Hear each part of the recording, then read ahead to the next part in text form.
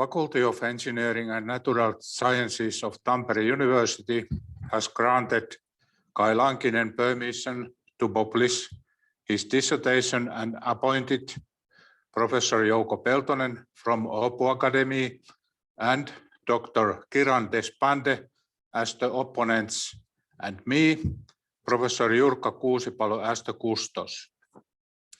At this public examination, the doctoral dissertation of Kai Lankinen will be presented for examination for the degree of Doctor of Science. I declare this public examination open.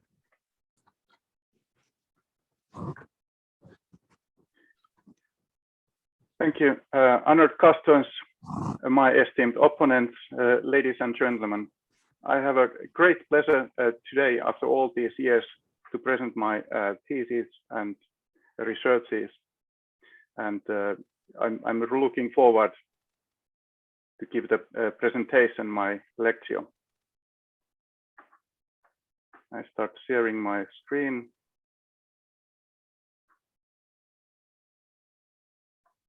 So it should be visible.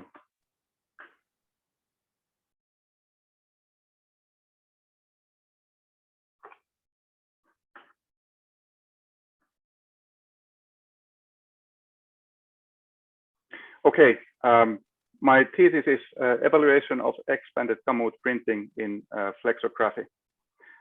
And this work started in the year of 2004 already. At that time, I was at the printing shop, and we were using a lot of spot colors. And this was one of the first ideas how this thesis could be done. It was consisting more than 20 spot colors and CMYK colors for the images.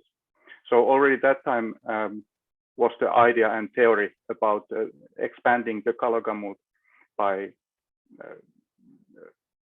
using process printing and fixed color palette to make production more effective. We made this in CMYK colors, and if I would have been quick and got my PhD ready within 4 or 5 years, the result would have been that it's a good theory, nice theory, but it doesn't work in practice. At that time, the technology wasn't yet ready, and during the last 15 years, 10 years, different areas of flexo printing have been developing in the way that now it's possible. It's about the same as with the electric cars in the beginning of 2000. It was we were speaking about those, but they didn't work in the real life. But now they do. So does this too.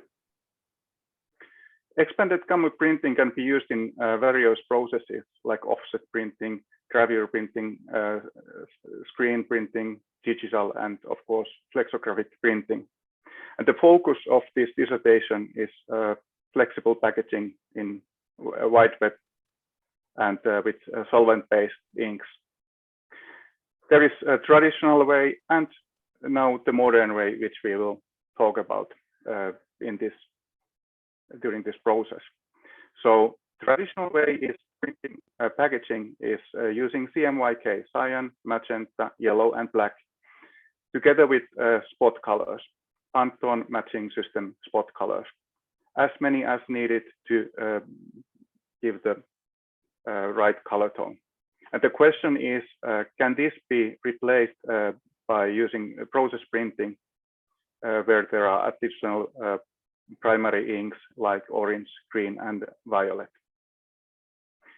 So traditional way needs changing of ink. Each after printing run, the ink change must be done, and it's consuming time, effort, resources, causing waste of materials and inks and so on. By going to expanded Gamut printing, standardized fixed color palette printing, the ink changes can be eliminated, and then the printing is only done by changing the clichés, the motifs, plates for the printing. And therefore, the process becomes more efficient. We can say that there are different color strategies in printing, like traditional spot colors, and in the PMS color swatch, there are almost 2,000 color shades that each and every one must be done as a single ink manually. And the problem, on the other hand, is that you can only put 8 to 10 colors typically to flexoprinting machine and print on one packaging.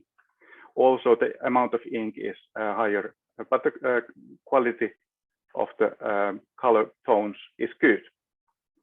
Conventional way doing the same in process printing has been doing it with the CMYK, so cyan, magenta, yellow, and black colors.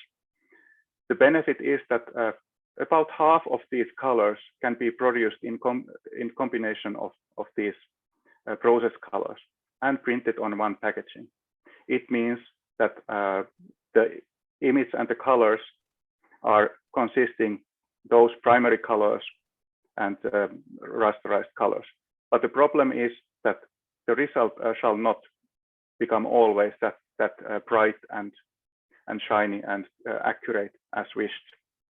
Therefore, there is the theory and this modern way of doing with expanding the Gamut with the orange, green, and violet primary inks. And with the help of these three colors, we are able to reach 90% of those all color tones within Delta E 2000 3.0, which is a close match to the eye. So there shall not be visual differences to be seen. And the benefit is, of course, to get those bright, right, correct colors on packaging, and in principle, unlimited amount of color tones on one pack. Another benefit is that it is rasterized the colors, and therefore it uses less inks, and the color tone is better. Benefit of this color strategy is that what you see is what you get. The same color strategy or the similar color strategy with CMYK and orange, green, violet colors is done in proofing. It's made in digital printing also, and can be done in flexo offset and gravure printing. Therefore, the one what is seen in the beginning can be made a similar way in the other processes too. So into my thesis, there was questions, can the EGP multicolor process method used to replace spot colors in flexoprinting? Does the methodology offer improved capacity and benefits compared to traditional flexoprinting?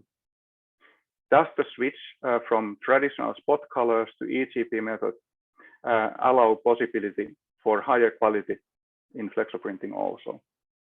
What kind of other effects does the method have on sustainability, productivity, and lot size? And of course, what are the problem areas of this methodology?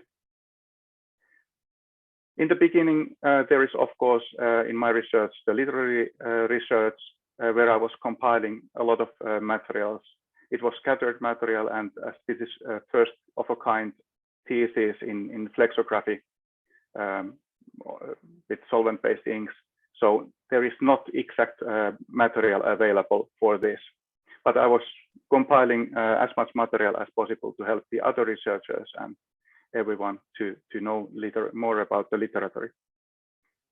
Then during the years, I have created a novel EGP calculator.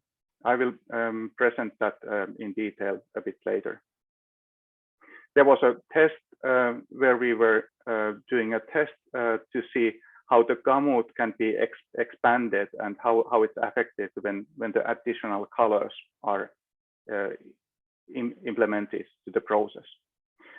Also, another aspect was how about the designs, that bringing different designs, combining those on one sheet and making a gang run printing of multiple designs at the same time. How would that affect, as we saw in the first example from 2004?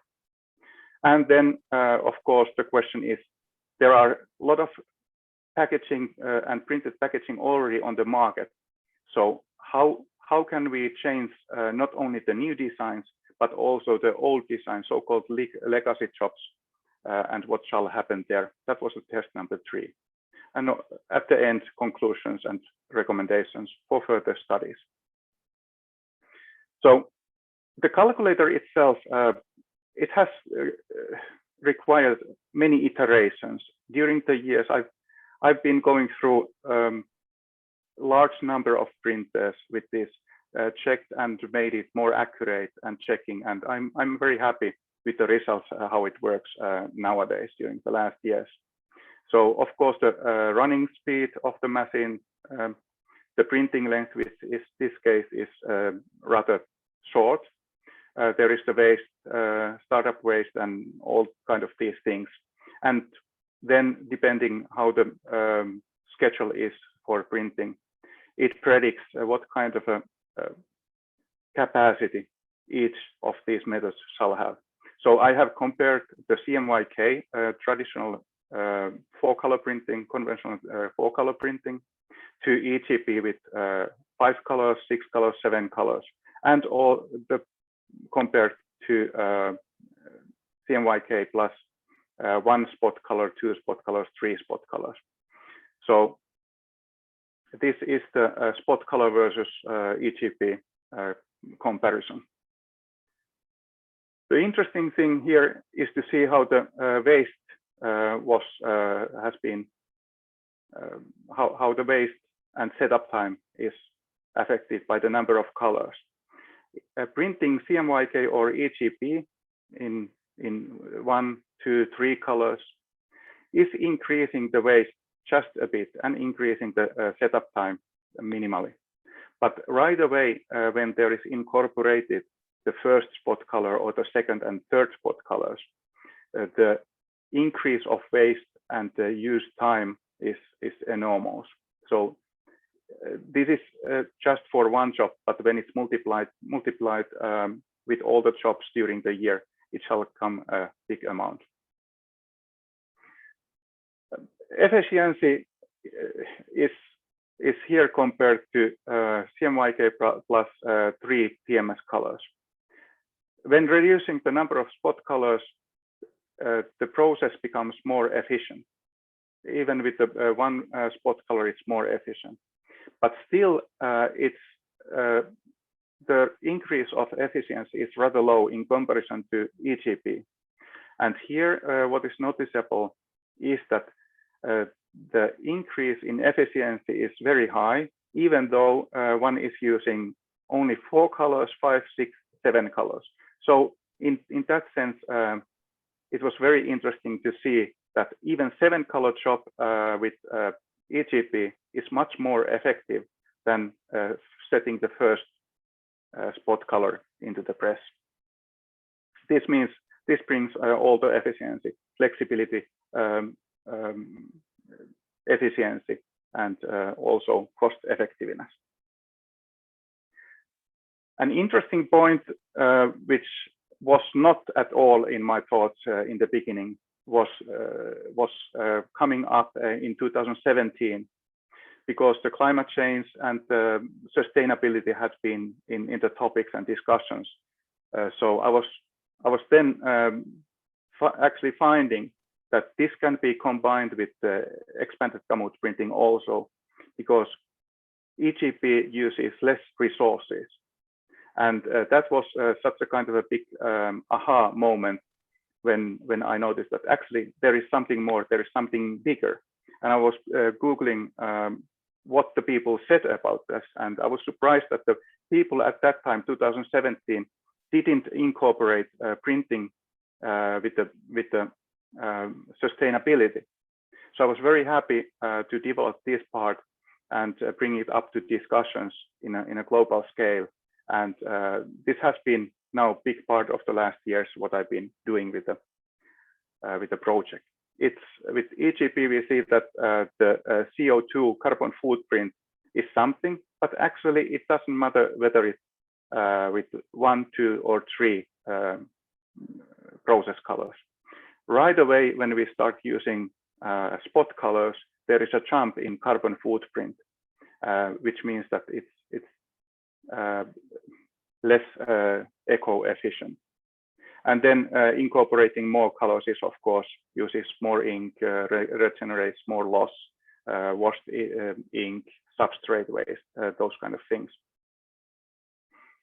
The test one, which was done to see how the color gamut, color space can be expanded, enlarged.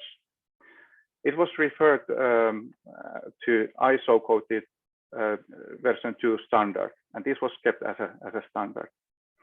And cubic color values were calculated, and it was interesting to see, as expected, that the high pigmented inks and even the EGP colors are expanding the gamut. Actually, there has been discussion in this area whether the high pigmented does increase the gamut size or not. But it's been calculated here, and it's visible. Here we see how the standard normal pigmented CMYK is creating this cutout at lightness 50 level, and how the higher pigmented inks are then enlarging the color areas, the gamut. Of course, when used orange color, it's seen here. When using a green color as a primary process color, it's seen here, and the violet there. The second test was, as said, gang run printing. So combining several designs in together. And earlier, when it was printed one by one, so each of these designs had a specific brand color. So there were 6 PMS colors, and of course the basic 4 color set. This was converted to 7 color set. And here we see the conversions, how these each violet, light blue, green colors are made from process colors. The calculations also show the delta E values, which describes which kind of a color error can be visible. When it's below 2, as in this case, for all colors, it's very good. Even delta E 2.5 or 3, some cases are acceptable. And when it's below 1, it's excellent. So we see that all these colors are fully acceptable to be executed with process printing. And therefore, I was also calculating the total area coverage, how much ink is put to the material substrate. And then the result was showing that each of these colors actually were also using less ink than originally. So it was meaning all kind of effectiveness and increase in ecology. Third job was, as said, a job which had been a longer time in the shops and on the market. So therefore, it was, of course, challenging to change the current packaging to a new printing strategy. But actually, it all turned out to be well. As we see here, this is done with the spot colors, and this is done with the process printing. As we see, there are the dots. But the sharpness is better in process printing, and of course, it needs that the printing machine is good and all the parameters are under control, so that the printer has control of registration and colors during the process printing. So it was fully accepted, and actually there was some difference in the colors, especially this light blue shade was difficult to achieve with EGP. But therefore, it was important that the brand owner was together in this case, and we made a decision to twist a bit the color shade so that it was fully accepted, and it was one-to-one proof match after it was proofed and printed, so no surprises there. With spot colors, there are things like ink squeeze, and overlapping of inks that can be eliminated with the process printing. And here we also see interesting thing that in spot color printing, the ink spitting and ink buildup due to the higher ink thickness is visible. But then with process printing, the details are sharper. During the years at Marvaco, we have done thousands of different packaging for paper, for plastic, for offset cardboard, and seen that it's fully possible to make this for different packaging. Many shows like 2016, Drupa and so on have shown that this is fully acceptable and fully capable for doing. So my conclusions, this research helped to develop a deeper understanding of the possibilities of EGP and its impact on the eco-efficiency.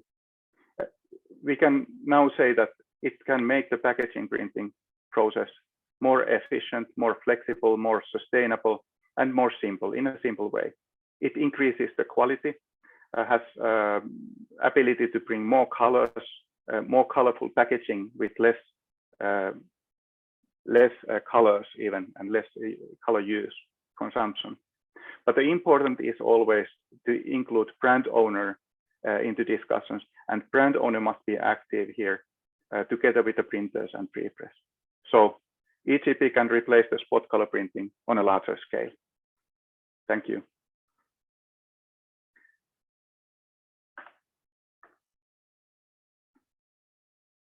So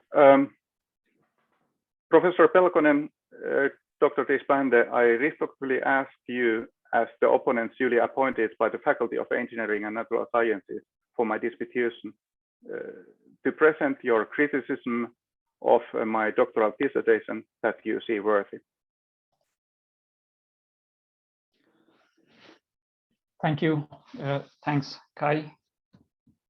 So this is Kiran Deshpande, and I would like to provide an introductory statement before we move on to the actual questions and the procedure. So let me share my screen.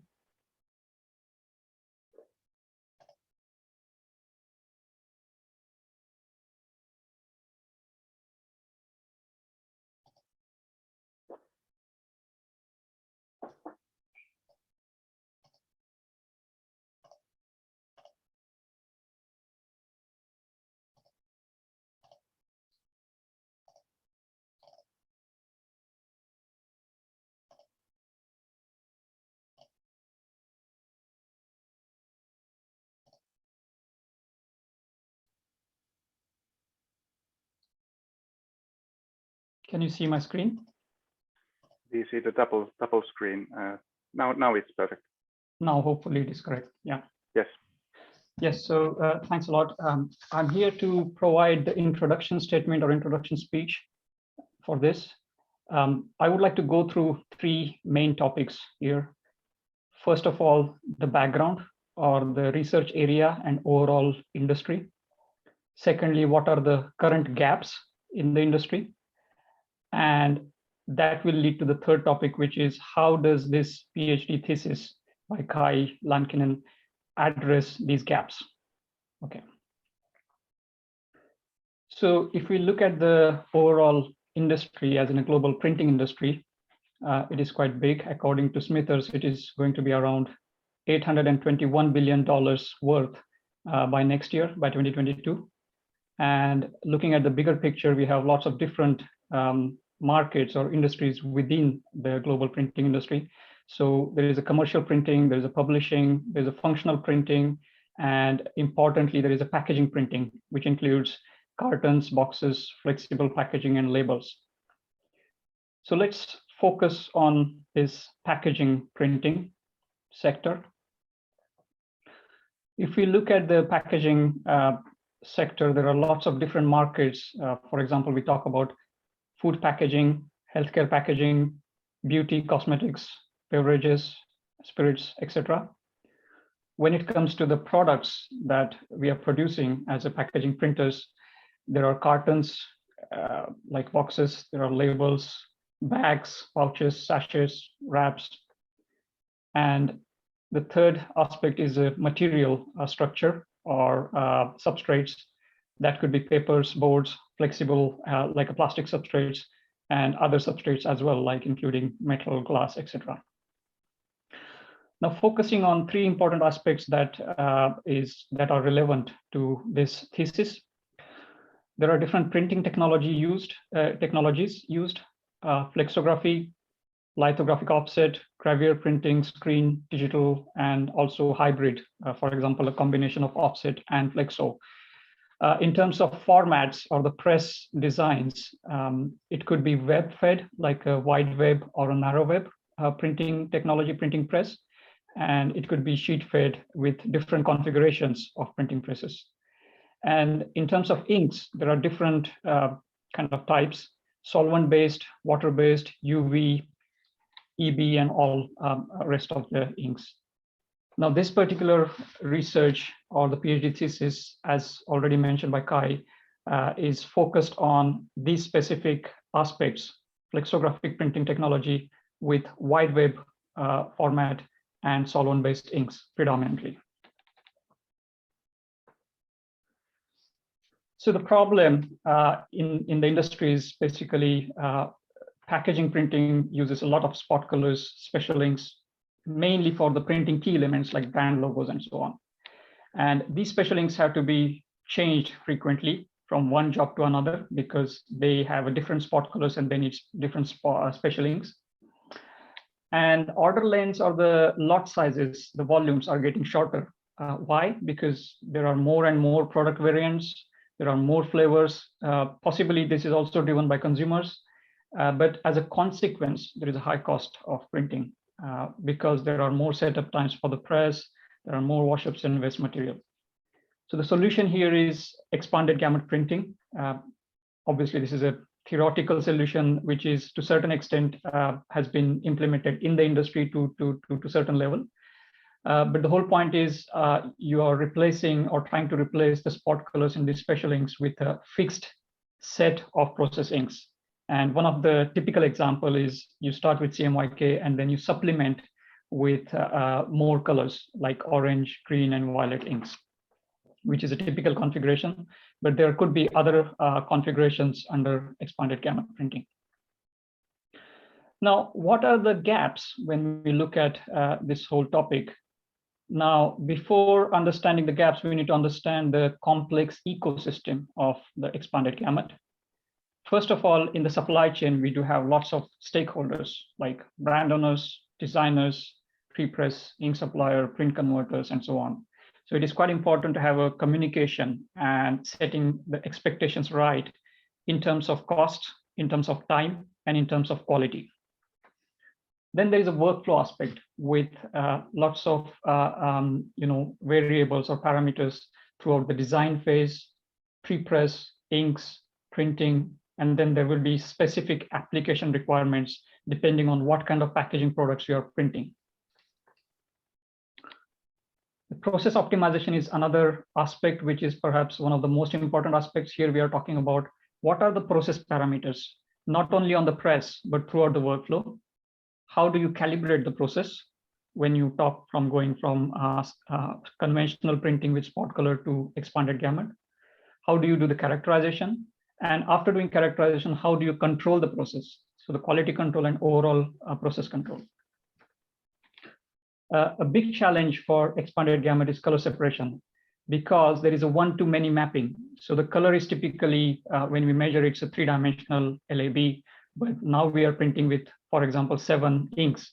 So it's a mapping between 7 dimensions to 3 dimensions. So it's a complexity of n dimensions. So n being 7 in this case, but it could be 5-dimensional, 6-dimensional, or 7-dimensional when it comes to color separation. Then there is a production strategy in terms of planning, what kind of portfolio you are dealing with, like artworks or designs, what is the composition of them, how are the brand colors, where they locate in the color space, And then how do you want to do the composite printing or ganging up the jobs? Because there is a lot of analysis to be done in terms of having a correct production strategy. And finally, important part, which is a big concern also in overall in industry, is what is the business case? And here we are talking about what are the real efficiency improvements, what is the return on investment, and what are the sustainable improvements. So that's where the whole complex ecosystem is kind of, as you can see in this slide, these different aspects. So the last part, which was the business case and things, we know that the expanded Gamut has a very good potential of having substantial efficiency increase, cost reduction, reduction in material waste and setup times, and also reducing the carbon footprint. But in terms of the real gaps in the industry, there are no comprehensive data available, at least the published data. There might be done randomly by one or two scenarios or printers, but maybe they are not published, and there is no comprehensive data collection of multiple data sets for efficiency improvements of EGP. And secondly, for sustainability improvements like carbon footprint, there is absolutely no data as far as I know. I mean, there is a lack of reliable quantification of this. So these gaps are being addressed in this research work. So how are they addressed? First of all, it's mainly the eco-efficiency calculator. This models the printing process to derive the return on investment and sustainability calculations. And it also estimates the achievable impacts of transition from the conventional printing, which is typically with the spot colors and CMYK, to expanded Gamut printing. So what kind of results and data are included? As already mentioned by Kai, this includes efficiency data, potential overall equipment effectiveness improvement, saved production time, ink savings, and waste substrate savings with other factors or other metrics also. In terms of sustainability, the key factor is a global warming potential or a CO2 equivalent. And again, this is calculated for different metrics or KPIs like ink consumption savings, washing savings, and so on.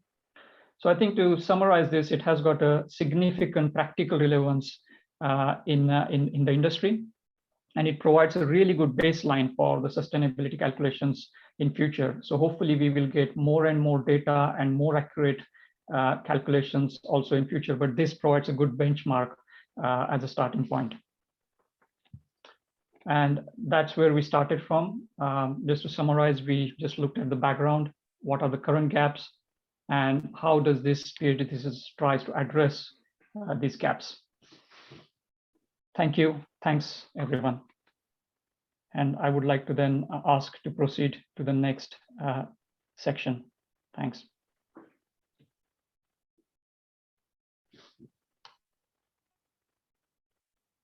Thank you, Kiran. So as we agreed among the opponents, then I will continue. I would like to start by thanking the Faculty of Engineering and Natural Sciences of Tampere University for invitation. It's an honor to act as an opponent in this dissertation act. So Kai, let's start discussing. And my first question is actually then, first of all, hope you can hear me good and loud. Yes. Good. The traditional question was, how did you end up in this field? This topic of your thesis, how did you end up doing this? Yes, it's the same question, same answer as everyone, by surprise, by a co-accident. So in Finland, nobody can study this topic academically. And as I started my working life, I started with the packaging materials and so on. And then suddenly I was moved to printing department, and I was totally new. I was learning as much as possible, and then I noticed that there is not academic information available. So I started going through all the possible sources on information, learning from the others, as the traditional way is. that the people learn from learning by doing and from the other ones. And then, of course, as a fresh one, I started to asking myself that couldn't this be done easier, and seeing other examples around the world how it was done. So became with the idea that we should make this more efficient. And then Finland and Scandinavia is very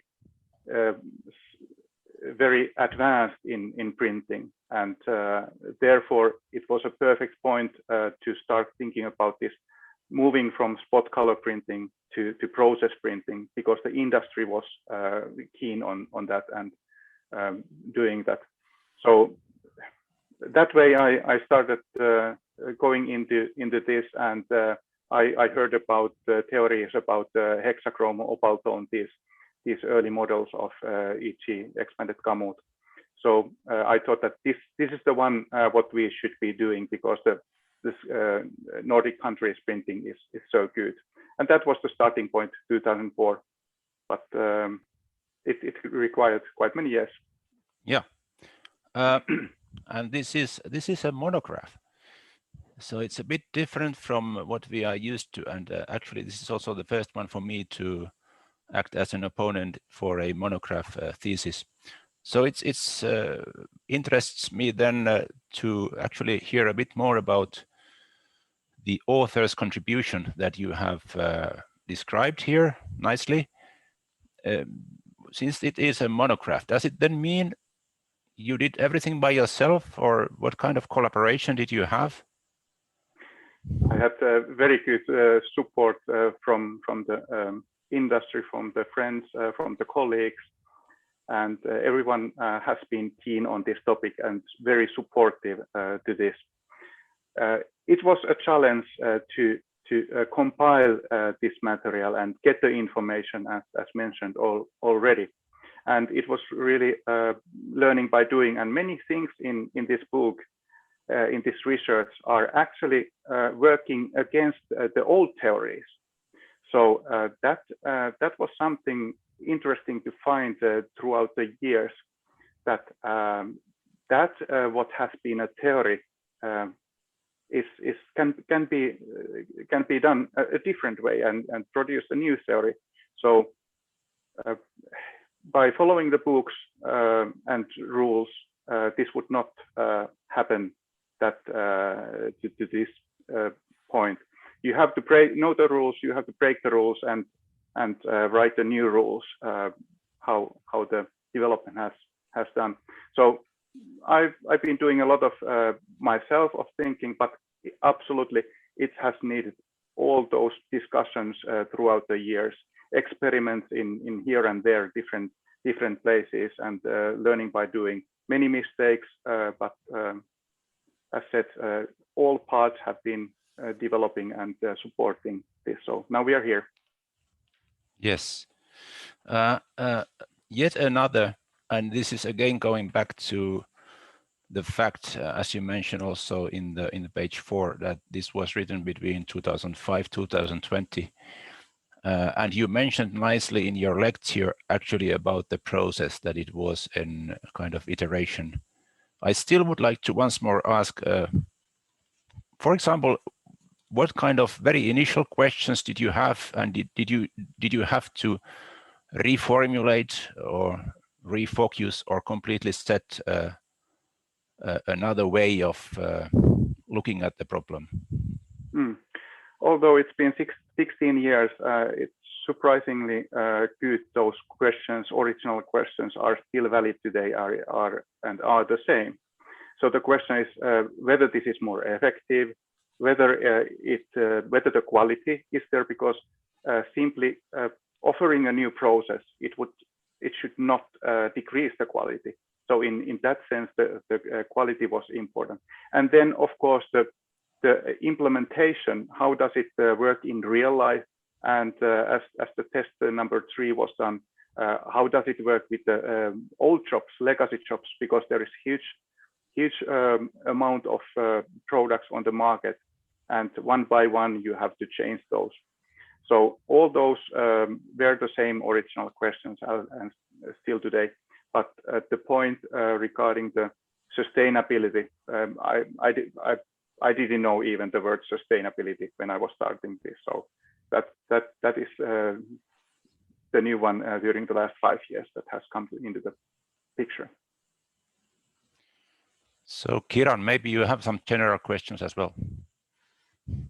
Yes, yeah. What are the strongest parts and what are the weakest parts of this work or of this thesis? The strongest parts, there are many, as this is the first of a kind. So I had the plenty to choose, and actually the first version of the book was too big, too thick. So I had to cut out a lot of that, and the implementation, how it's been done, proving that it works, are the strong parts. The one which I would like to, which I have pointed out for the future research, is of course that now the color accuracy was based on the printing of fingerprinting, mapping the colors and calculating that and modeling that. But then how it is when you transfer all those color tones to the real printing on the different substrate, how it's one-to-one with the proofing. So that's a huge amount of work, and I would have liked to do that, but I had no possibility because over all these years, the process must be stable. And at one point I was doing the test, and then the other point I had a different machine and different parameters, and I was not able to keep throughout the years the process as constant. So I would make this in a shorter time and more focused for the future research. Okay. How have you evaluated your work or results? How do you know that your findings are correct? In other words, did you publish any peer-reviewed scientific paper, either in journal paper or any peer-reviewed articles as a part of your PhD research? No, as this is monograph, so-called old model of doing PhD. And the newer is publishing and making publications. I haven't done it, and this was for me a nice learning curve into scientific writing, doing that as the first time and so on. So that was the thing. And can you still repeat the question, please? No, I think I got the answer. Yeah. It was mainly to understand that how did you validate or evaluate your results? How do you know they are correct? Yes, exactly. And that was regarding the calculator. I was iterating it that throughout the years, and I noticed it already some 4 years ago, 5 years ago, that it was accurate enough. In the early versions, it was not accurate at all. But now the last years, when I've been doing that with a number of printers, we always come to the point that yes, this simulation is corresponding the production, and therefore I know how it is. And actually, one important point which I want to mention here is the checking the actual ink transfer, amount of ink transfer from the inking unit to the substrate, because that has caused a lot of discussion, and there are multiple theories how it's been done. And in my thesis, it's in there, it's done and calculated how much percentage and grammage of ink is transferred, and that's depending case by case. So that's a very interesting part also. But implementing that into reality was very practical, the test and what I did. In the abstract, you have mentioned that there is a very little scientific literature or PhD studies on multicolor printing. But as far as I know, there are several peer-reviewed publications. It is a very active area of research. overall expanded gamut printing and multicolor printing. In fact, some of them you have already cited in your literature, some might be missing.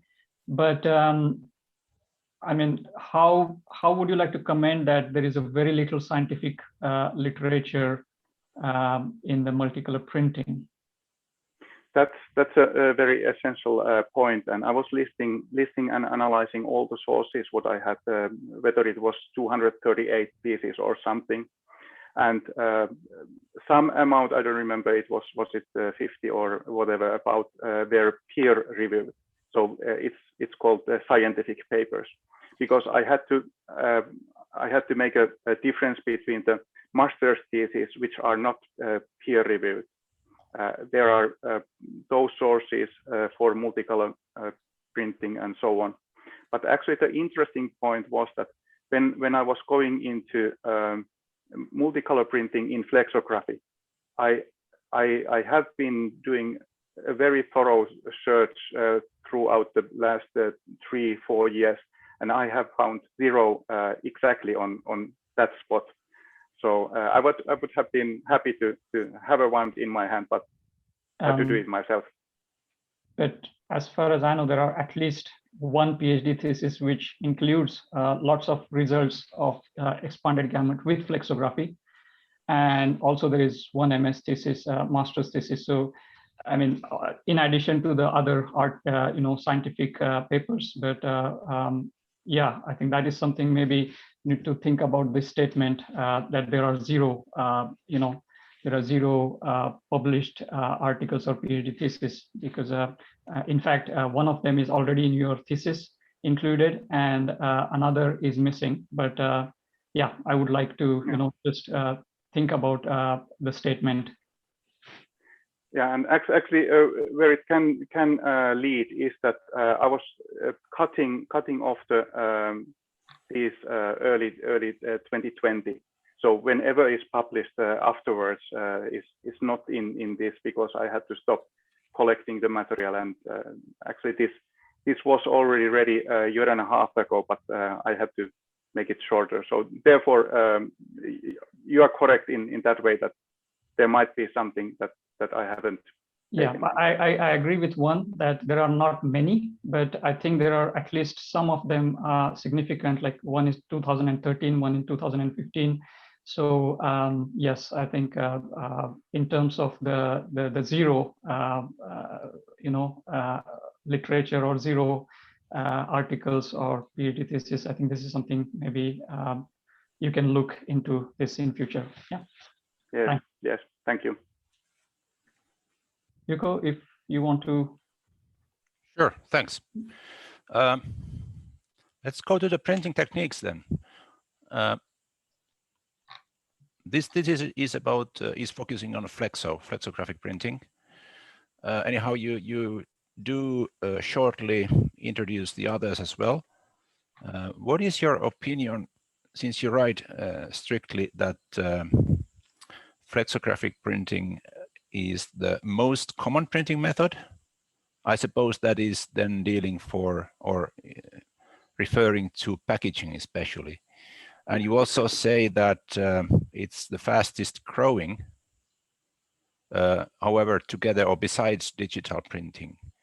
So what is it that makes Flexo so superior in your opinion? Yes, we are speaking now about packaging printing, and their large amount of packaging is printed. Most are printed with Flexo. Of course, when we think about the cardboard packaging and boxes, those are typically litho offset printed packaging, but that's only a small area of packaging. There are papers and plastics and laminates and all those kind of things. And gravure printing has been earlier the high quality printing method, and has been at the same level in Flexo. But that was already some 15 years ago when it started to change. And of course, it's an areal thing, like in west and east and north and south. It differs. But Flexo is flexible for different kinds of a substrate. For some substrates, it's only so-called only possible method to print, and the flexibility makes it so superior. And the quality, there has been a lot of quality in different areas of the Flexo process. So the inks, aniloxes, plate materials, plate imaging, the software side, and all that has developed such amount that the quality is not anymore the question. And then answering to the question, how about the digital printing? So digital printing is of course growing, but the number of total installations of digital printing is so small that in the numbers it's not growing as fast as the Flexo, and Flexo is even more productive per minute, per hour. The production capacity is higher, and actually it's also interesting that with the expanded Gamut process, Flexo industry can once again win back, and it's beneficial to go to shorter and shorter series, which has not been very beneficial for Flexo earlier with the spot colors. So in that sense, I believe that Flexo still has a very, very good future for coming years. Nice that you raised that point, because that's exactly what I was coming into, the kind of competition between Flexo and inkjet, or digital, if there is any. So you speak, for example, on page 2, you speak about the trend that it's towards smaller and smaller lot sizes. And so it sounds like somewhere then these techniques meet. So yes. It might be a competition. And as we know, digital is something which can be very, very easily made, tailored, kind of individual. A good example is address labels, which is very easy to do with digital techniques. So is there a kind of a competition where could one think of a limit in the lot size where inkjet might take over? Yeah, typically it's been considered that up to 5,000 pieces is something that up to that digital is the thing, and after that Flexo is prevailing or more suitable method. But we have to remember also that the digital printing methods are slow, the inks are expensive, and the way how the printing is done, it's more suitable to fiber-based materials and for papers and these kind of things. And the big part of packaging is coated or made from plastics, and therefore this requires different ink binding system. And these things make that, especially in label printing, digital printing is a big thing. In corrugated, it's in the point of sales, but not in the large amounts. And as you mentioned, variable data printing is very good way of differentiating packaging. So as I see it, starting a small series in digital, it's good, but when it grows, then the other processes will take over. Right, thanks. We could continue for a long time comparing the techniques, but since this is focusing on Flexo, then we perhaps continue with Flexo more. Kiran, please. Yeah. So there is a section on page 45 where you're mentioning about the challenges or the limitations of expanded gamut printing, and which is right. Yes, you have given examples like Mare problem, repeatability, reverse type text, and so on. But there are still more limitations. I mean, you have mentioned some of them. There are much more limitations also. Do you know these? And can you comment or can you explain some more limitations in addition to these what were mentioned there? Yes, at least one is the skills. So that's the first thing. So the first thing is the question if the printer is capable of doing doing expanded Gamut printing has first to have a good knowledge and control over printing CMYK images. When it doesn't work, it's no way to go to implement the expanded Gamut. But when there is a good control and high quality images are printed, so then it's easier to implement by the printer the expanded Gamut. But still, the interesting point is that also the pre-press, the repro, has to have the knowledge and the tools, and that is actually something that has not been up to discussion so much. It can be found in different sources and articles referred to this, but it's not only that you buy the software from the shop or from the supplier and start using it, because there are a lot of things that you have to know and learn, and being specialist in doing that, and that becomes mainly with the experience. So you have to have a knowledgeable people doing that, and if you don't get the good color separation out, if you don't make a clever solution and selection how the color separation is made and produced, so then you will have a problem. Even though you have a good control, you shall have a problems in the printing. Yeah. That leads to me to the next question. So typically when we talk about flexible packaging scenario, many print converters or printing plants, they might have a bigger or a complex product portfolio. So for example, we are talking about different material structures like surface, reverse, different substrates, OPP and PET, different ink systems required for these different materials, and also different applications and products. And this is also a typical or common workflow. So considering that this complex, variables, how would you still recommend to use expanded Gamut if you have, 15 or 20 different scenarios of substrates, different products being produced with different ink systems? Would you still go for expanded Gamut in these scenarios, and how? Yes, that's those first questions that are faced. That how to get enough of expanded Gamut, similar jobs that you can run each after another, and everyone has to start with the first job, and then there comes the second and third. So nobody can go from 0 to 100% overnight, and therefore I'm typically saying that running one shift in expanded Gamut and multiple jobs during a one shift in a week is already a good start, and then making 1 day a week, making 2 days a week, and dedicating more and more time to that.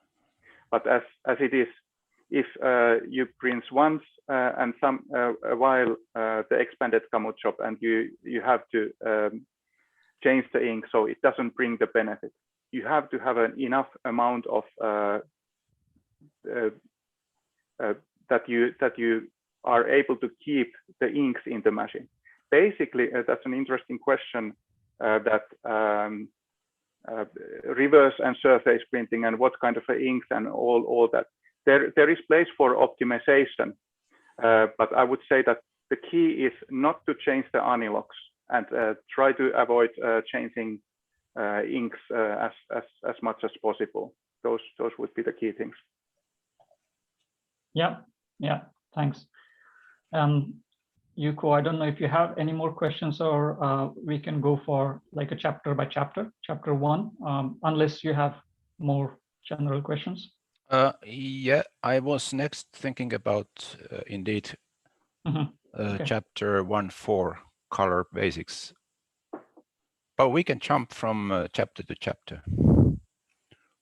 Shall I take the next one? Yeah, please. It's a bit specific. I think you nicely describe here in chapter 1.4 the color basics and color management, and then you end up in one of the quite focus or important areas of color difference, delta E. And so you then give the basic formula in equation 3. But actually in the next paragraph, you then introduce the delta E 2000, which you then mentioned to be the most commonly used and most accurate as well. But you don't provide the formula for this one. Was there some reason for not including that one? Well, actually, it's typically referred to the basic Euclidean formula, which is the basic formula. And all are referring to that. I was thinking whether I would put the delta E 2000 formula there. It's much more complicated, a bit more longer. And somehow I left it out. It can be found from many sources. So in that sense, that could have been put there, but it's more complicated as the basic formula, and the basic formula is describing very nicely the basics, and therefore it's more understandable. But it's true that these earlier models doesn't work anymore. 76 or 94 or CMC standards. So therefore the delta E 2000 has been the latest and best match. Yeah. And then the grouping of delta E starting from 0 to then values larger than 5. That's a very essential then criterion for, as you nicely describe on the same page 19. Actually, I would say that that's one of the key parts what I want the people to find from this work, because it is rather hard to find specific data. What are the delta E values and how it's been done. So I was very pleased when I found a couple of sources referring to these delta E classifications. How much is how much. I think being strict on this page, you then say that values from 2 to 3.5, they are an inexperienced observer also notices the difference. But later on, I think, and mainly you in the continuation use then the limit 3. Yes, I rather use limit 3 because it gives a more space and room for production. So the tighter the tolerances are, the greater the waste is. And I would say that which is a important part is it's not only the question of a delta E, but I would like to categorize also these to priority 1, priority 2, and priority 3, for example, so that the first priority colors must have a tight delta E, but the second and third priority colors, which are not so important to the brand owners, they should have a more loose delta E's. And I didn't want to make in this thesis too tight tolerances, because people will refer this and then it will cause a lot of hassle and waste and discussion and even problems. Right, thanks. Kiran, please. Mm-hmm. What would you say when we look at the first chapter? There are lots of references and citations and papers. Which are the 3 most important papers or literature that closely relate to your thesis, as close as possible? And how is your work different from these 3 most important literatures or papers? Yes, actually I found very nice papers, and this, as you mentioned, the 2013 master's thesis. My opinion is that it's water-based on paper. So it's about multicolor printing, but it's not from this area which I'm speaking. So plastics and solvent-based inks. There was that was the one where I was finding the theory of higher pigmented inks, and that gave the backbone also to me to go deeper that and think that it can be so. because majority of the flexographic material says that it doesn't work like that. Then I was very happy to find the Taga seminar papers, which I went through as many as possible, and they were very good and detailed and very specific deep information. The problem with those papers is that those are not peer reviewed.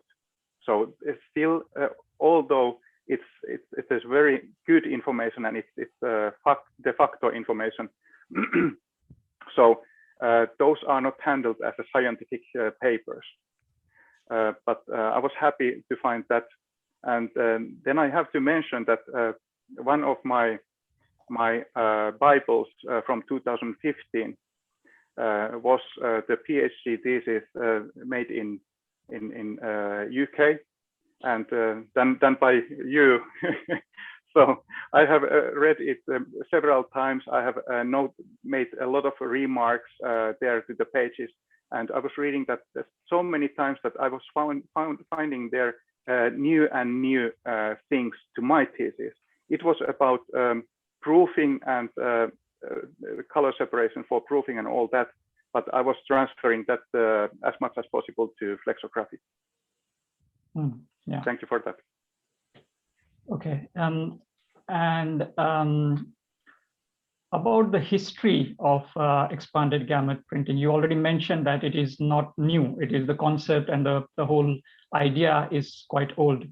What do you think? How old it is? When was it started? Any comments or anything about the beginning or the start of the concept of this whole expanded gamut printing? Yes, there has been very nice summaries and blog writings from US. John the Math guy has been doing those and going back to over to 50 years and even longer time. So the theory is very old, and as said, hallmark cards were printed with additional primaries and different theories. It was very active in 90s, all these topics and all that, and early 2000s. But then, unfortunately, the inks, aniloxes, plate making, all that wasn't supporting that to be successful.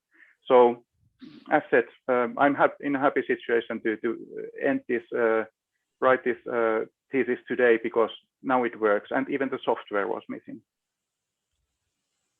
Yeah. You have this equation 1 on page 13, where it is defining how to calculate the gamut of color output device. Yeah? And there are some variables in this, and this isn't mentioned at the about the equation. Which are these variables? So if I would like to ask, what are the variables T and C in this equation 1 for calculating the gamuts, because these are not mentioned in the thesis. Yeah, in how we have, yeah, and that's the part what everybody would like to know, because everyone is using. You can have a multiple settings in the evaluating the gamut, and actually that is the deep know-how that comes by the experience, that what you should include, what you should exclude, and therefore I have not included this kind of IPR material into that. So we have done a lot of work for that, and that's we want to keep that as a. I have published as much as possible information to help people.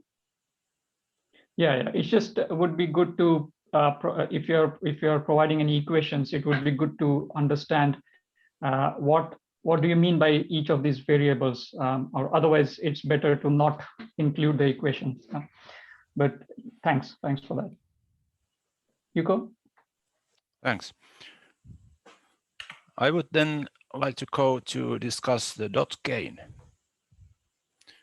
as the next issue. Since you use it quite a lot, and you get back to the basic figure, which first time appears on figure 8, page 22. you start by this chapter by saying that actually it is all about interaction between the ink and the substrate. And it's a growth of a dot area percentage between a dot area on the plate and the dot area of the print. So actually there is a lot embedded in that sentence, kind of interactions. We could discuss a lot about those, and also then the growth of a dot. Could you say something about, mention some phenomena behind that? Yes. So which page you said? Sorry. Dot cane you describe on page 21. 21. Yes. Yeah, you start there. That's a very essential part of the printing, and especially flexo printing, when flexo is, as the name says, flexible, and the plates are flexible. They are supported by the tape, compressible tape. So there is a lot of that kind of a phenomena, and there is impression in the process, and that's the hard thing to control, and therefore it's affecting in each single printing press, and it has to be characterized that this printing press is supplying this kind of a dot cane, and the other one with other plates, tapes, and materials is a different kind. So there is two things in the dot cane. One is the physical dot cane, and which I was describing, and then the other part is the optical dot cane. How the light itself, because color is light. Seeing color is seeing light in different color shade, and therefore, when the light comes to the substrate and to the ink, part of that is reflected from the substrate, part of from the ink, and some part of is entrapped into the ink. And actually, this is one of the very interesting parts of this thesis. Also, I have described that more in detail at the later part, and how the dot size is affecting and the screen ruling, and what kind of a dot structure, whether it's a stochastic or something else. All this is finally affecting the appearance, and there is a lot of place for researching it and improving it, but that's one essential part to be controlled, and hard part to be controlled. For sure, yeah, but the optical dot cane is kind of the appearance of the print. But if we go still back to the physical dot cane, so you have your components, you have the ink, you have the substrate. What kind of properties of those could you list as important ones in controlling the kind of, not only the dot cane, but also the ink setting itself? Yeah.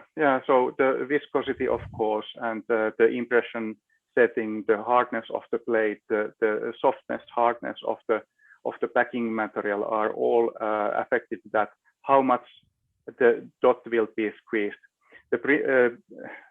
The flexo printing primary idea is to have a kiss print, so that it will be the ink will be as slightly transferred to the substrate as possible.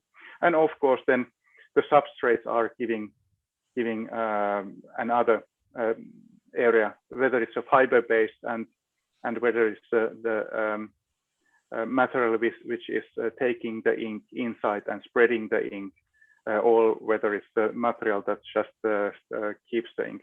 So a lot of related to ink viscosity and ink properties in that, as well as the material substrate. Again, nice that you mentioned spreading, because that leads to further discussions. So what is it, perhaps controlling spreading, or let's say wetting more generally? Yeah, excellent. That's one of my favorite topics throughout the years. That the whole industry, I would say that typically the whole industry, it's a tendency that there is too much ink used, And the ink transfer is, of course, the heart of the printing is the Anilog-Swiss. It's the ink dosing system in flexography. And in my thesis, I have gone as far as low and thin ink layers as possible, and avoiding additional solvents and all those non-necessary parts of the ink itself. I have used, as mentioned, higher pigmented, higher concentrated inks, and all that leads to that the dot cane is smaller with this kind of a process than traditionally. So there are many. The summary result is consisting several different areas and parts why it's like this. So there is optimization of multiple areas. Absolutely, when the ink and substrate meet, kind of. You continue this story on page 50, where you have figure 26, where you in fact then add the ink. You add that in two ways. You have a very small dot size and then larger ones. So I was wondering simply, does this size of the dots, does it then also influence the gain, dot gain?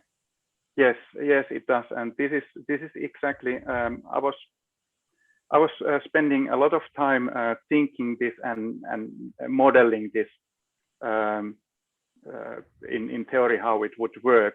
And this is one of the essential and important figures to me in this thesis, because it tells that you can print higher quality, you can do higher quality without losing something. And actually, when you are going to higher definition and higher quality, smaller details, you can also make the process more sustainable.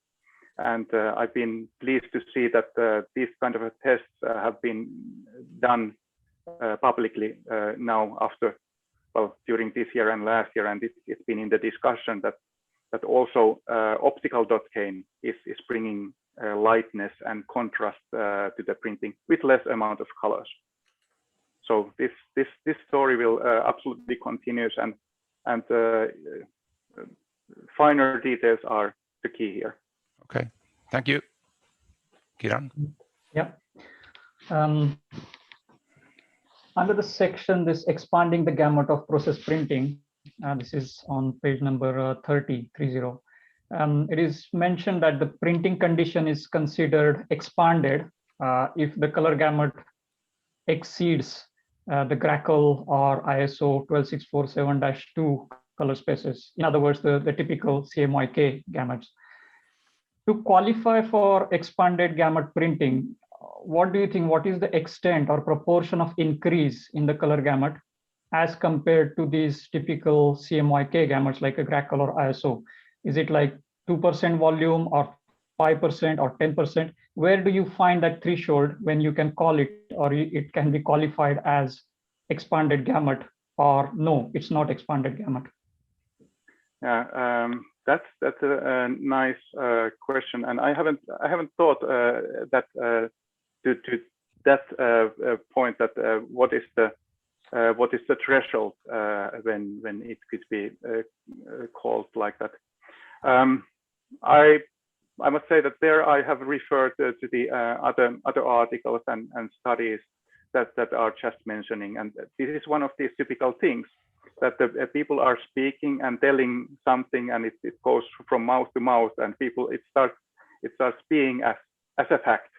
But that's exactly one point could be for someone to define what is the threshold limit. Good point. And I agree with you, Kai. There is no standard for this, so maybe this is a very interesting point for discussion in future. Yeah. There is a sustainability in flexographic printing section. This is on page 65. And you have rightfully, you have mentioned this about the ISO standard 14067. This was published in 2018, I think the latest version. So that gives principles and guidelines for quantifying your carbon footprint of a product. But there is a specific ISO standard for our industry, ISO 16759. I think this was published back in 2013. So when it comes to carbon footprint of a product and calculations, this ISO 16759 quantifies the carbon footprint of print media products. So it's specifically for our industry, and it includes different printing technologies. So considering the importance of this particular ISO standard for sustainability in our industry, I couldn't find this in anywhere in your thesis. Did you look at it, or any comments on this particular ISO standard, because that is hugely significant for research in this area? Yeah, I was going through as many sources as possible and trying to find those definitions, and I must say that I have missed that ISO standard somehow. It's never come to me, and typically, this 14067 is referred to LCA and greenhouse gases, but yeah. I would have I hope I would have found that, and I shall have a look on that, and what shall it bring? Yeah, it is in line with or aligned with the general ISO standard 14067. Yes, and maybe in future, if you can influence, or if you can contribute with your experience to in the future review of this industry-specific ISO standard, maybe that's a good idea in future. Yeah. And in addition, there are specific ISO 18601 family, which talks about packaging and environment. So I think that is also quite relevant to the sustainability and carbon footprint, which might be of interest to you in future. Thank you. One question I have is, throughout the thesis, you have used the words efficiency, and sometimes you call it eco-efficiency, like EGP efficiency calculator or EGP eco-efficiency calculator. How would you differentiate between efficiency and eco-efficiency? That's a good point. So since 2004, I have the difference between those definitions for me is the 2004 and 2017. So early from the start, I was using the efficiency, and since 2017, after that, it came to eco-efficiency. But the word eco to me, it must be related to that it brings some ecological benefit, certainly, and therefore I still want to separate. I haven't looked at exactly that definition, where it stands and how it is, and how I could replace and make it 100% correct. But I want to separate efficiency and eco-efficiency. Okay. Actually, one thing here: eco-efficiency is both ecological and economical. Yeah, that's good. Yes. Then I have maybe one of the last questions for this chapter.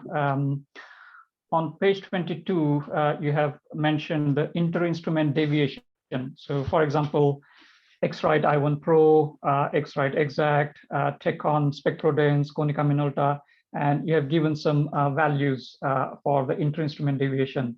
So why are these different values in different delta E formulas? So one of them is in delta E 94, another is in delta E 76 or delta E AB, and then one more is delta E 2000. So if these instruments are given the delta E's are in different formulas, how can we compare these instruments without a consistent delta E formula? It's like apple to apples.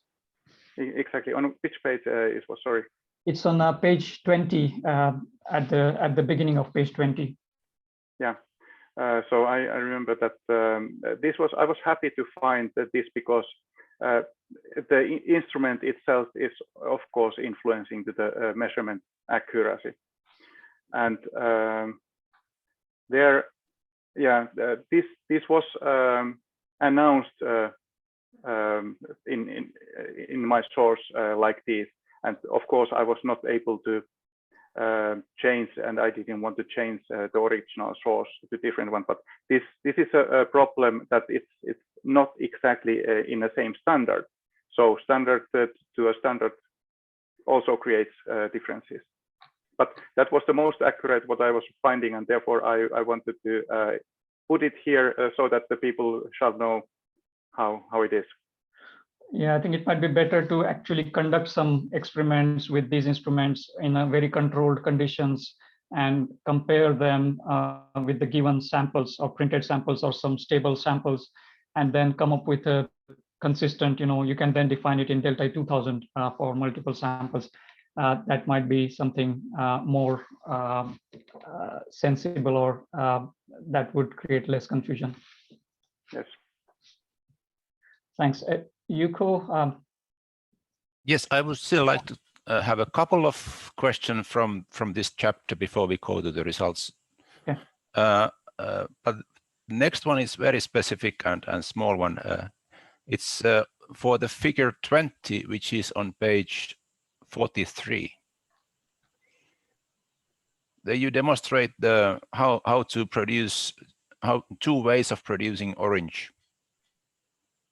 Yes.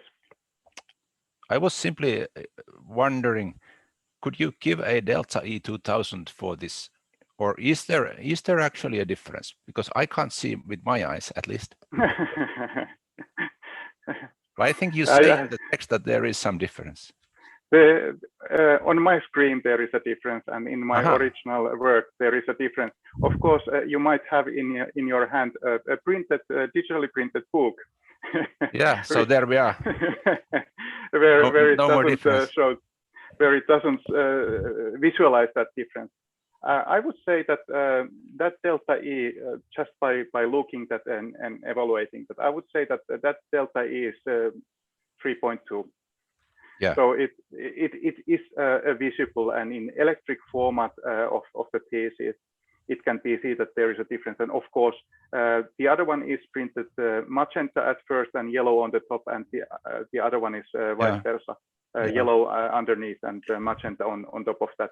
And there are different phenomena affecting to that. It's also the ink pigment opacity properties, how it's done, and also there is the tacking and overprinting affecting to that, which is once again a very interesting area, and one of these difficulties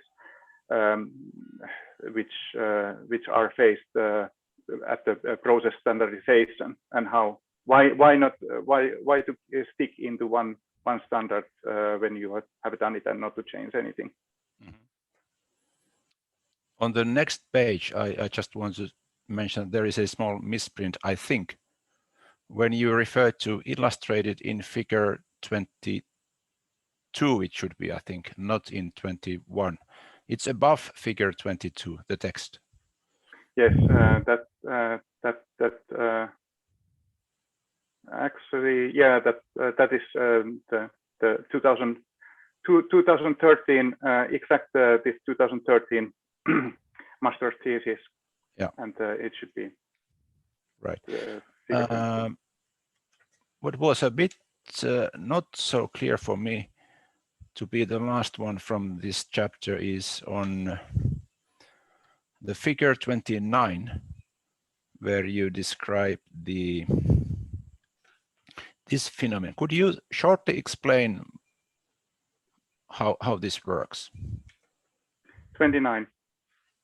Figure so 29, yeah, page 53. Yeah, so the bump up. Yeah. So the bump up is that we at the printing you have to define the smallest stable printing dot, and that will be then like the starting point. Okay. And in the file there can be smaller dots or smaller values for dots, and those will come to the plate, those will print, but still those will not be stable. So during the time, during the pressure, there are different influencing factors to the smallest dots, and therefore then there needs to be a so-called bump up, which is then calibrated to the smallest printable stable dot. Okay, thank you. And yet another on page 59. So in order to get back to the role of the substrate, and you speak about the surface energetics, this is the last paragraph of 59. So where you say, if I cite directly, determining the surface energy is problematic because there is generally no basic understanding of it. Can this be true? Yes, this is so. When speaking about surface energies and surface tension of inks, so and how the ink transfer, how does it affect into ink transfer? Because the ink comes to the Anilox roller where it's transferred to the plate, from where it's transferred to the substrate material, and the inks splitting all that what is related there. So that was a very interesting point also to find that it was written, and I was using that as a reference, that it's difficult to define, and so far I haven't seen proper definitions describing how the surface tension of different influencing factors, what kind of an influence they have for the ink transfer. This is a surprising comment because surface energetics normally or generally is quite well known and documented. Yes, this is Flexo industry. Right. Okay. Well, these are the typical problems that although something is very well defined elsewhere and it's understood, but in combination with the liquid and the properties of the different liquids and how does it process in sequence, proceed in sequence. Yeah, that's a key questions that so remain open. Maybe we move on to the, is it materials and methods or directly results? Kiran. I do have some questions on materials and methods. Okay. Yeah. So as we can see, the participants in this survey, because now we are talking about methods. Yeah. So these were mainly from Europe region. Okay, there is one exception from Latin America, but considering that, do you think that these results in the whole thesis are mainly applicable or valid to European region, particularly when we consider the costs, for example, the personal cost or the operator's cost, they are very different in Asia or other regions. Would you say that your results are mainly applicable to Europe, or do you want to generalize it for like globally? Yes, I was, if I remember correctly, I was referring there that it is according to Western European standard. So I was referring to that people can understand that this is the reference point, and when we speak about other areas, Africa, Latin America, Eastern part, so it has a big influence, especially on personal costs. Okay. And then it's mentioned in chapter 2 that you selected 2 participants for the survey of production cost split, and there were 7 participants for the survey of printing press setup values. What were the reasons for selecting 2 participants in the first case versus 7 participants? And do you think that only 2 participants or 7 participants, is that enough data in order to have statistical significance of the data? 7 is already a to me statistically significant. So that's like the minimum requirement for me to have a 7. 2 is absolutely not. It's just a shot in the dark, so to say, giving the values. The problematic here is that I was sending out more questions, but I had a time window where I was collecting these, and these are very, very delicate information. So typically you would not get this information. So I was very happy even to get the confirmation from 2 participants regarding the real costs, and so because those are typically corporate secrets. Mm-hmm. But these are I was able to put together and then publish in that format as it's been done. Okay. So in section 2.2, you have this ECG reference profiles. Yeah? This is on page 73. It is mentioned there that the calibration of the printing press was not done according to any standard, as the target was to reach high color densities in printing. So does that mean the plates were linear, like there was no a calibration of the press? In other words, there was no curves applied, like either TVI, gray balance. And would you recommend using this, without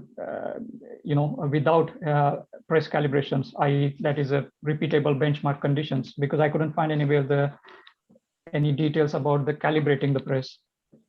Yes, that is true.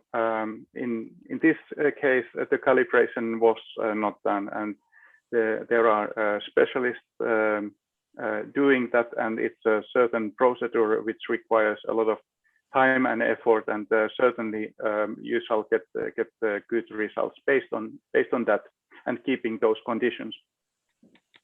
But it's in this industry there are opinions and opinions how to do the things, and in this case I was selecting to make this according to this opinion and just leaving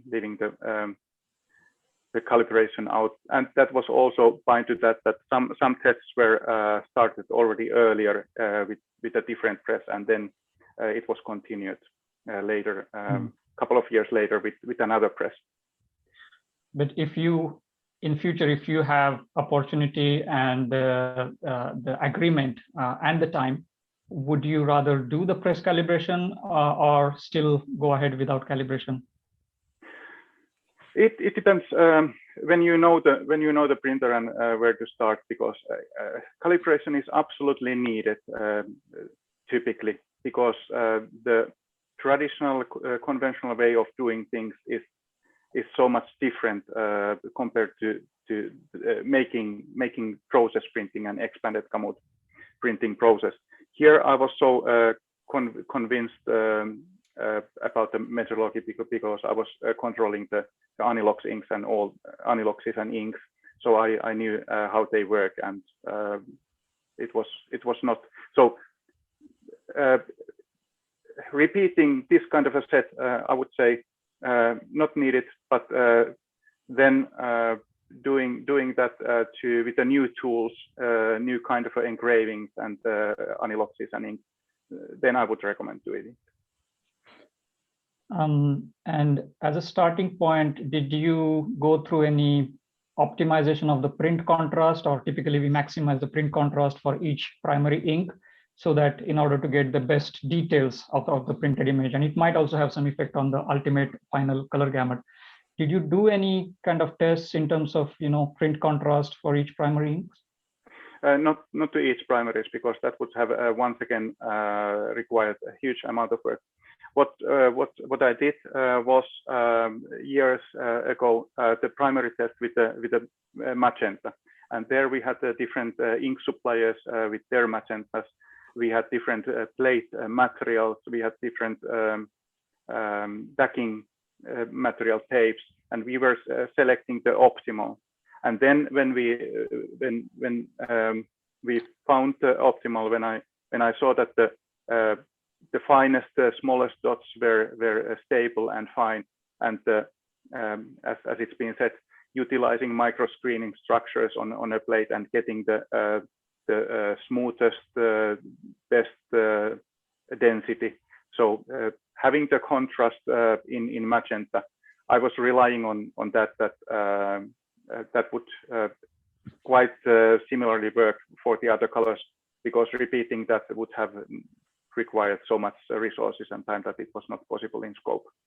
Yeah, the bottom line I was interested, if you see at my last two questions, is that the process stability is one of the key things or aspects for the success of expanded gamut printing, as you know.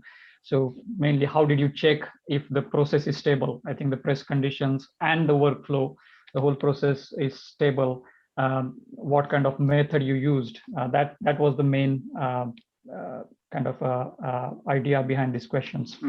Yeah, and the criteria is, of course, that if there is a slurring or any kind of a defect in printing any other colors like green and so on, so that would have been affecting. But actually, with the newest technologies, all was working so well that we didn't have to change anything. Yeah. Jouko, do you have any questions in this chapter? Because I have a few more. Please go ahead. I'm actually happy with the experimental. Okay. So one thing I've noticed that this EGP efficiency calculator is one of the key outcomes from your thesis. Maybe it's the heart of the thesis. And we can see lots of tables, data, and graphs. But if it is a calculator, there are no mathematical equations or calculations or anything related to EGP calculator. It's all about tables and graphs. And can you explain this? If the main outcome is called as EGP calculator, and we can't find any mathematical equation, any calculations in the thesis? Yeah, that has been the question provided by the pre-inspectors also, and that is the place where I want to save the work what I have done through the years. But actually, all that the mathematical formula is described in text. So when somebody follows the text and makes that and controls that with the tables, the one is able to repeat the calculator, but it will require quite amount of work because it's a long discussion. But that's made in purpose. So it's intellectual property rights, and I'm not revealing the calculator formula of the calculator as a formula, but it's opened as a text. You're correct. Okay. Also on page 74, this is under methods. There are categories. You have defined the categories like if it's less than 0.5 delta E 2000, then it is very excellent quality, and so on. You know, if it's a delta E 2000 less than 1.0 and so on. I think there are 4 or 5 categories. And this is based on, it is mentioned in the thesis that this is based on your experience. Normally, as a part of the scientific research, what we do is we do it in a more scientific way as conducting a psychophysical experiment with number of observers and then define these categories. There are pretty much standard methods of these psychophysical experiments to define these categories so that you can ask expert observers like a print operators. They can define this as a psychophysical experiment. Did you consider these options rather than relying on just an experience? I didn't consider that because my experience is that at some points delta E4 cannot be seen even by a trained eye, but in some other areas like light blue, light gray, even 0.6 is visible in delta E 2000. And therefore, I was not going exactly so deep into that which specific color would create which kind of a delta E. And actually, does it then say that the delta E 0.6 is comparable with 4.0 if the difference is as big. So therefore, I didn't go into that, and that what I put there is according to my experience, and I would say that in industrial scale, that's good average. Yeah, and I have last few questions for this chapter. Under materials and methods, you are defining some variables, process or press variables, but I can see there are some key variables are not specified. For example, what was the doctor blade settings or doctor blade angle, pressure, ink parameters such as viscosity, UV dryer settings, or intensity, whatever. I mean, registration control and so on. So some of these are missing and some of them are given. So can you comment on this? Why it is not missing some of the key parameters or the key variables on the press? Yeah, that's true. So in this case, I didn't even think to include the doctor blade angle and what kind of a doctor blades were used and so on that because I'm in Appendix 1 I'm listing all the 76, 86 parameters which are influencing at the same time. So I had to make something, but as you say, viscosity should have been mentioned there and so on because it's a key. So yeah, I was describing as much as possible. Just a question: did you measure press room temperature and relative humidity? No, that was not measured. That's it. Yeah. So Jouko, maybe we can go to the last chapter, chapter Yes. 3 results, if you want to start. I could take a couple of, yeah, thanks. Actually, since you, Kai, mentioned Appendix 1, a question related to that. I did not find that you cite this appendix in the text. Did I simply miss it, or did you use it somewhere? That's correct. I did use that in the early 2004 version, but when it was updated, rewritten, so that part of the text I had deleted from the book. So, but that was left. So it's nice to know appendix, but it's not referred in the text. You're correct. Yeah, it's gives at one side a very complete idea of tens of parameters that are there, That could have influencing been, the fact quality. Yeah. That could have been easily referred in any part of the text because multiple parameters are simultaneously affected. But you're correct; it's not referred. All right. If we go to page 81,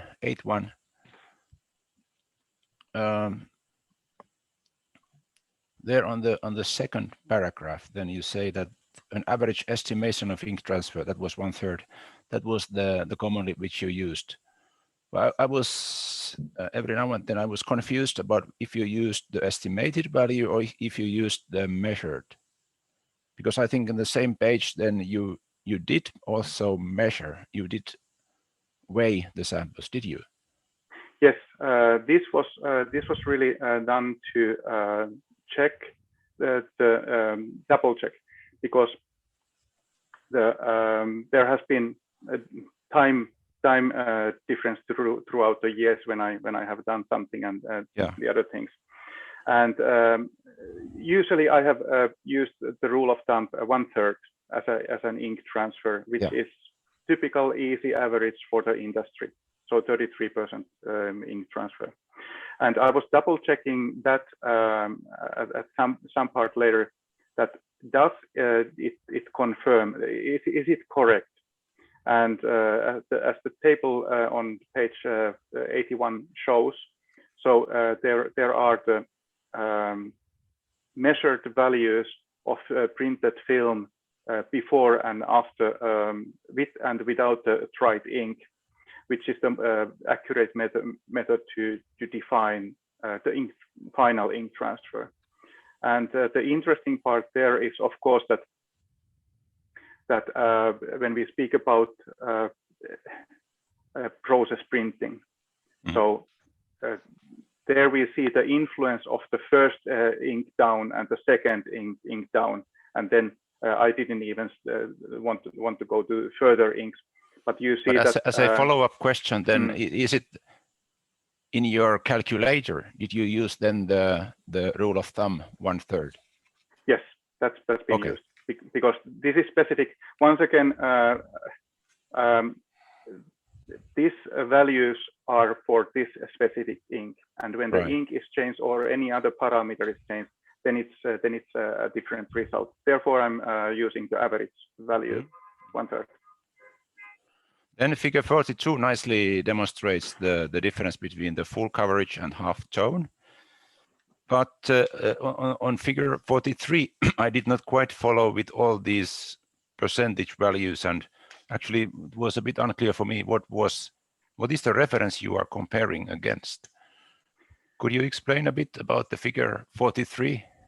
Yeah, actually there the color shades goes from dark to light, from left to right, and there it's been measured both in CMYK and then the expanded Gamut values, and it shows how the ink consumption in expanded Gamut goes down. The lighter the color, the less ink is used. The darker the color, the more ink is used, and that is linear in expanded Gamut. But when using 4 colors at CMYK, so then it's not linear. It's not 1-to-1, and it's individual in each case. So this is based on expanded Gamut color linearization here. Okay. And I was also wondering on page 84, you then give different costs, list those, and some of them you list per year, but some others, for example, machine costs, you give for a 10-year period. But obviously then you, in your calculator, you justified these to the same time period, I guess.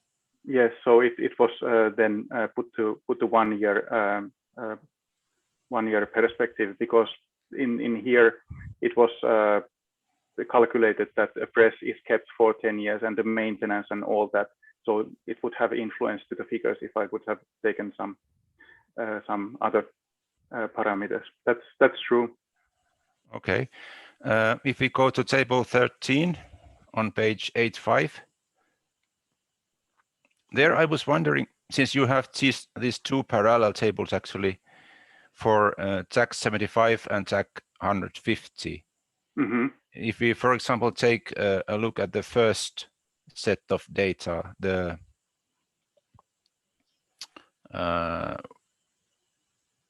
and follow the ink and solvent cost, then one would think that it becomes double when going from 75 to 150, but it does not exactly. Exactly. So exactly. Could you comment on that? What are the reasonings? Yeah. So the ink and solvent cost. So it doesn't go from 8 to 16, but it goes to 15, like for example. Yeah. It's all the figures are in the Excel sheet and are there, and those are the figures which came out. So I don't know if there is any rounding issue or should not be. But it goes, the next one, 1,000 pieces, it goes from 9% to 16 instead of 18. So there might be some explanation. Oh, actually, there might be. I don't. That's done also a while ago. Exactly that table. So it's obviously calculating the waste of ink.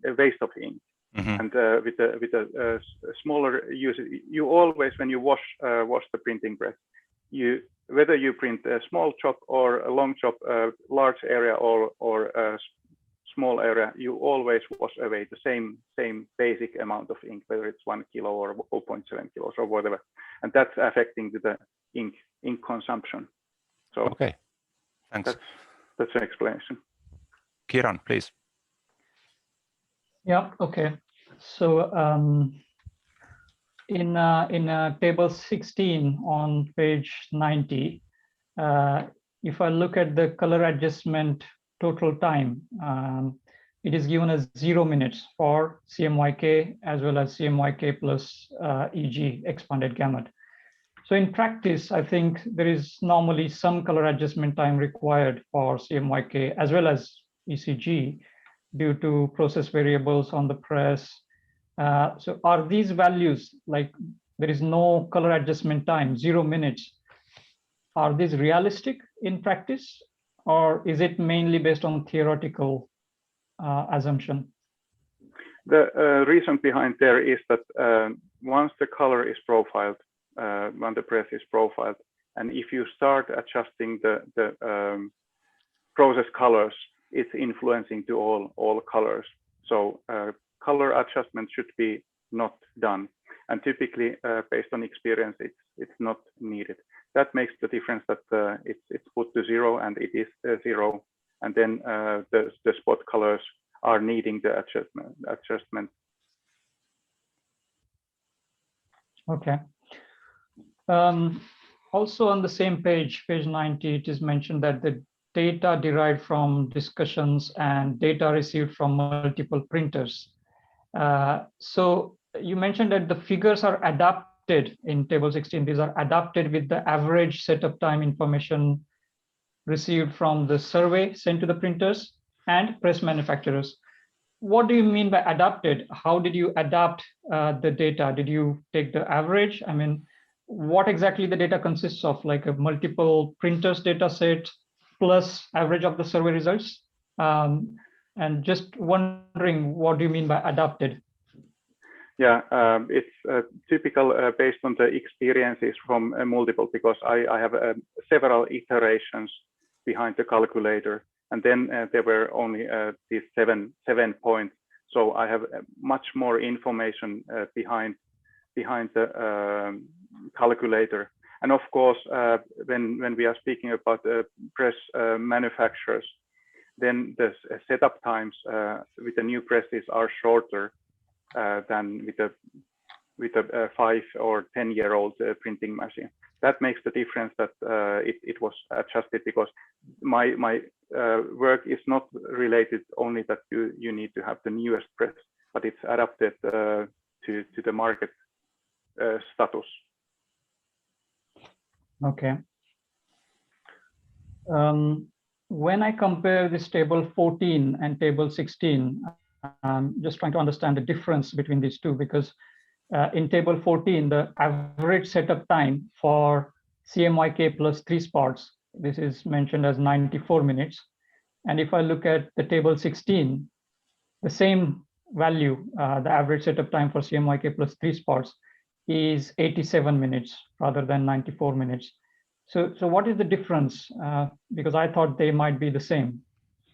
Yeah, this is exactly the case as I referred. So the table 14 is pulled from the suppliers and reference printers, and that's average from their values. If there would have been one additional point of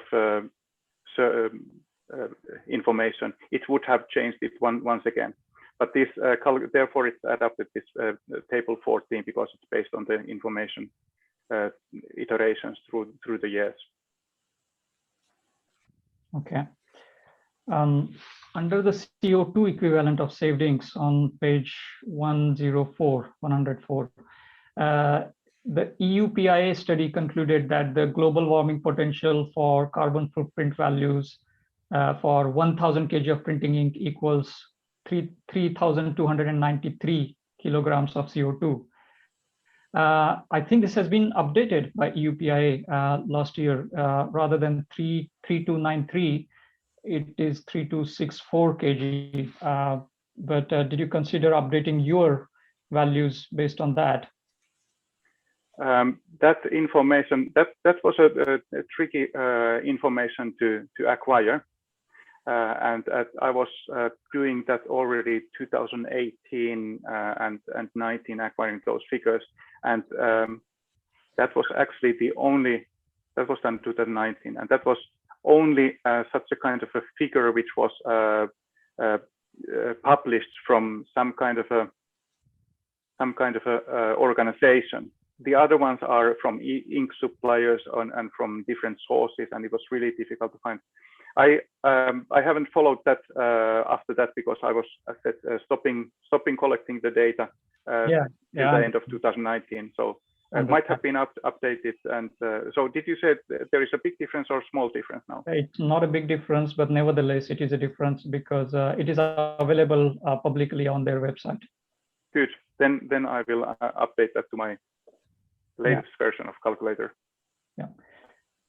Jouko, if you have more. Yeah, thanks. In fact, I'm pretty impressed about these results, and I did not find too much to actually point out because it looked more or less convincing. Huge savings can be obviously done by going from spot colors to this new system. One very fine detail is on page 105, above the figure 55, the last percentage values, where you say that it was reduced by 89 to 96%. So then I don't know what I'm missing if I compare to table 27. To me, it looks that the reduction was 96 to 98. Yes, that is typical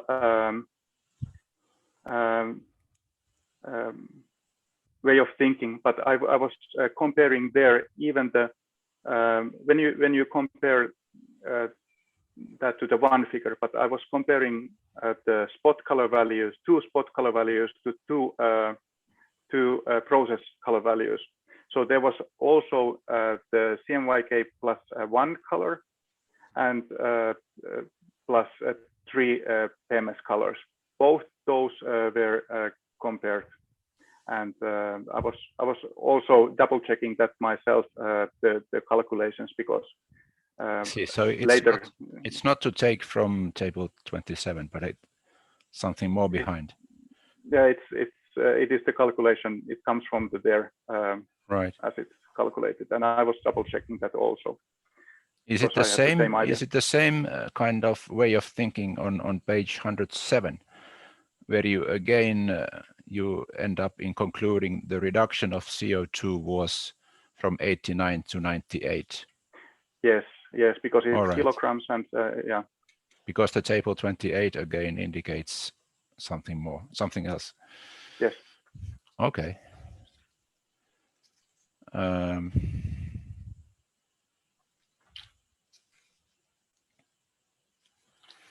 Yeah, I mean, if you have questions, Kiran, please. Yeah, okay. Yeah. On page 115, there is a figure about the gamuts. So if you look at the CYK triad, that shows the peak exceeding the CGYK triad. So in other words, it's a counterintuitive that the CYK triad is exceeding as compared to the CGYK. What do you think is the reason for this? Yeah, that's a interesting point, and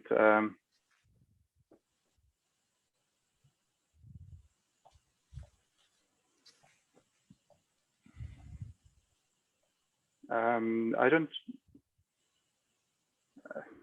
know where it comes from, but that's how it that's how it is. Would you have some explanation for that? No, this is also in line with some other projects which are showing something similar, but then that depends on the inks and what kind of inks have been used in these two cases.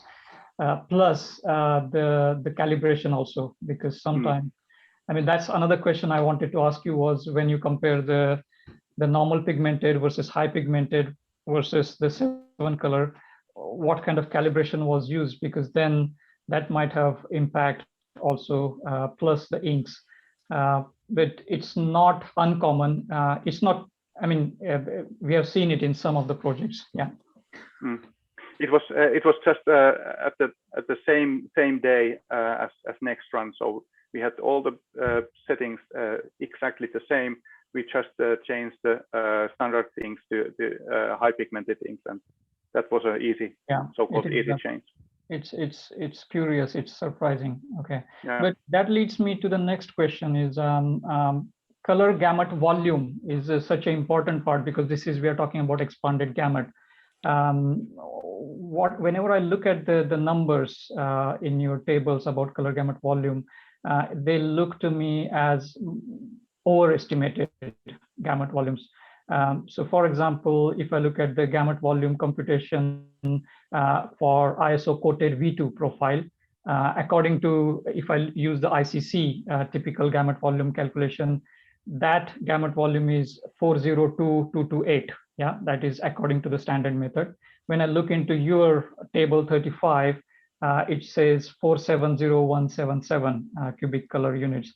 So again, the question would be, what could be the reasons for this overestimation of the gamut volume, and which method was used for calculating the gamut boundaries? Because that may lead to different gamut volumes for the same data set. Yeah, and my concern is, are the gamut volumes overestimated in this table? Yeah, that's a good point, because I was also trying to find out what is the standard color gamut volume, and I didn't find such a one saying that this is the cubic color units that is for this and that. And the reason behind there to get different values, when somebody else would measure this very same table, the printed sheet would absolutely get different values, because there are exactly those setups that how to select the color strategy, what kind of settings of the software are used, how many colors maximum, and whatever there are the details that can be selected, what is the measurement method, M1 and so on, whatever is used. But all these were printed in a sequence during the same time, and were measured during the same time. So therefore, I would say that whether it's bigger or smaller than some other measurement, all these between each other are comparable and are in line. So there is no difference in that table, and that table as such gives a good accurate value for different gamut values. Yeah, because the example is, if I look at CMYK high pigmented profile, which is more or less we can compare with the XCMYK of ideal lines. So the gamut volume of your CMYK high pigmented profile was something like 652,536, so 652,000. This is not just higher, but significantly higher as compared to XCMYK.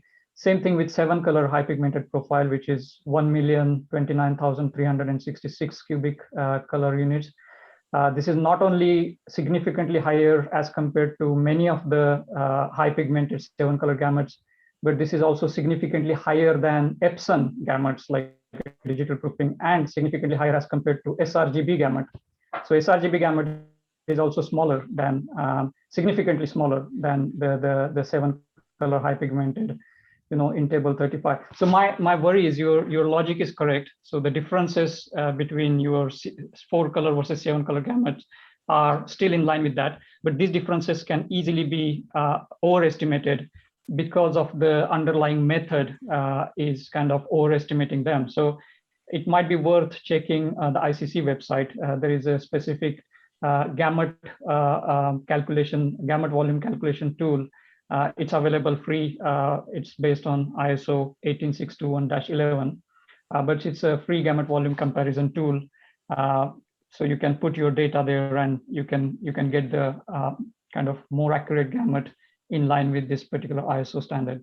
So I would have one comment here that the IdeaLens X Gamut is done on an offset press with offset inks and on paper or fiber-based material, and therefore I've been very happy with the results, and even how the visuality of the results is what we have achieved in Flexo, because the densities are really high, and those are really high. And in that sense, I feel comfortable with the results. And what we have seen is that the system, how we make the expanded Gamut, we can expand and boost it with this kind of a combination what we have used here, even over than more than the Epson color proofer. So that is a very interesting finding. What we have also found that when we make a proof, we can match that to print, but when we make a print, we can still get something more than the proof. Yeah, but then the consequences might be also interesting, because this 7-color high pigmented gamut is higher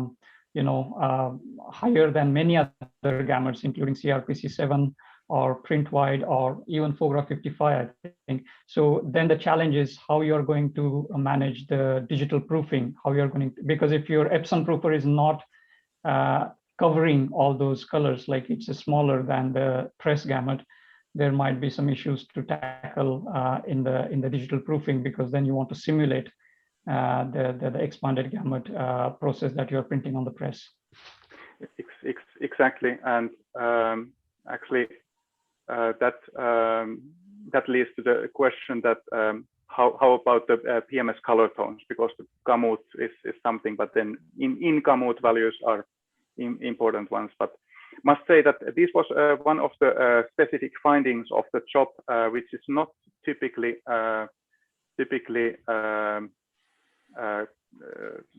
typical for the discussions in the industry. That we were using high pigmented inks, and we were getting results that this was really expanding, because typically the inks are standard and used as a standard ink. So this was a very interesting point in this research also. Okay.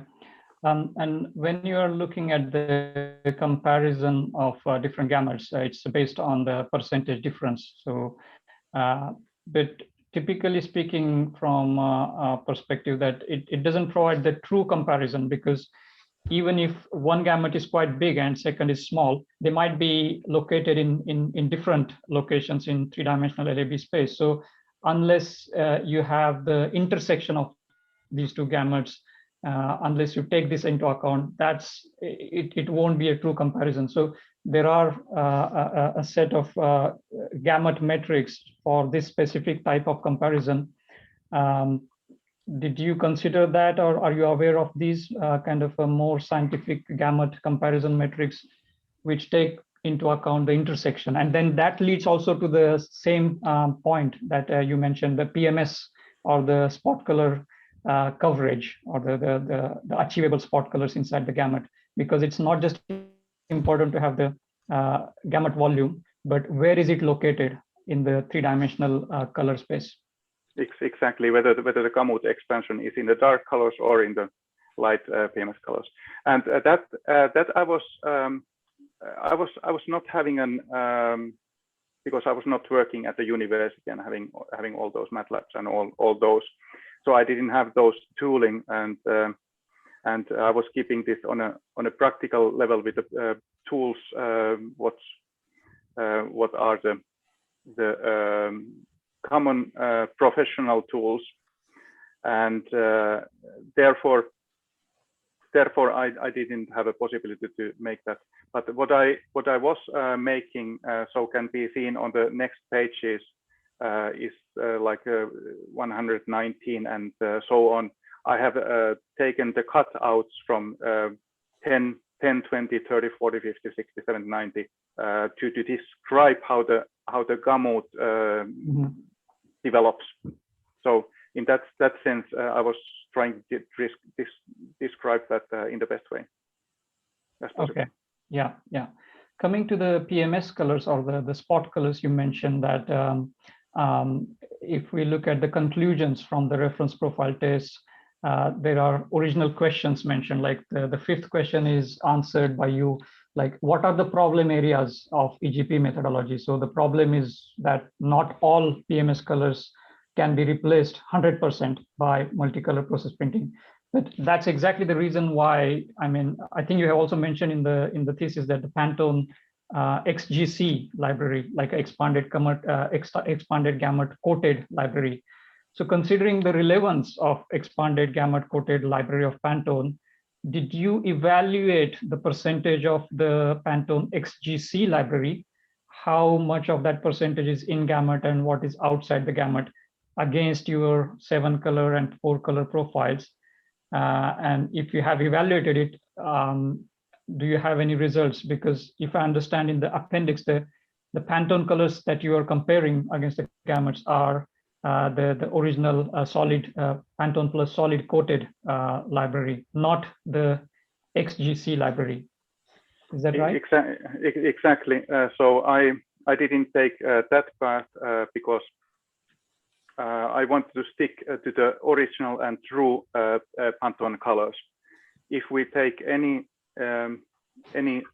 color like 2727 light blue in original color, we cannot match that with the OGV set of primary inks.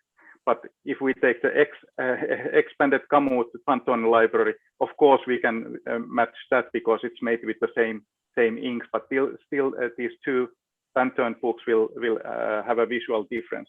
So that would have been additional work, and I would say I didn't see the point there because to me original values are something actual and specific, but then the expanded Gamut books are not yet so specific, I would say. Yeah, but I perhaps I would disagree, because the whole point of Pantone XGC is you have a limitation of the process of expanded Gamut, that you cannot print 100% of the Gamut. So if you're trying to hit something which is more achievable, there is a chance of spending less time and less cost and less efforts if the goalpost in terms of the Pantone colors is more achievable, which is XGC, and that's because of the process limitation of EGP. And maybe in future, if more and more stakeholders, brand owners, and people are using Pantone XGC for this type of expanded Gamut printing, it will be easier. I mean, that's just the whole point of going into that direction, isn't it? Exactly. So I am nowadays referring with all the discussions that please get this new Pantone expanded Gamut book, because that is the reference what is achievable, and when the designer finds a nice color from there, it's fully 100, so to say 100% achievable. Yeah, again, there is no guarantee, but because that has been printed with specific press conditions, but still it is more manageable and more achievable as compared to the original Pantones. But I still understand your point of view, because still traditionally we are still using the master Pantone book. Yeah. Yes. Yep. Sorry, Jouko, do you want to go ahead? Yeah, since maybe going back to figure 66, since Kai, you mentioned this one as an example of how you analyze the different situations. So I was just wondering, these small differences, or are they small? Are they of practical relevance, these differences that you see, for example, in this figure 66? Yes, yes and no. So I would say that in dark areas where there are dark color tones, it's not significant, because dark colors can be made in any way. But then, especially when you go higher than lightness value of 50, so 60, 70, 90, there we see the expansion. There typically those are the problematic PMS colors to achieve, and when there we see the expanded Gamut set going over the previous isocoated reference. Yes. So that means that we are able to create brighter and more brighter vivid colors. Right. So I think it's yeah, this is clear, but the text maybe highlights more than those issues that were not extended by. Yeah, I'm very critical. It's kinda, you're right. So I'm because each and everyone, even though you are 99% right, somebody can say that you are 1% wrong. Yeah, yeah. The one page earlier, I mean, just wondering and taking as one example only, when you list these results and you compare the high pigmented with normal pigmented, do you think it was quite an expected result to get more in Gamut for high pigmented? Isn't it quite logical? This is the same example as with the surface energy. So in normal life it would be logical, but in printing, flexo printing, you would say that it doesn't work, and it's not working, and you should. This is the way that don't do this. But that was a surprise, and of course I was expecting this kind of a result because I had found already these 2013 references which were telling about the same thing, and also in other industries like Idealins,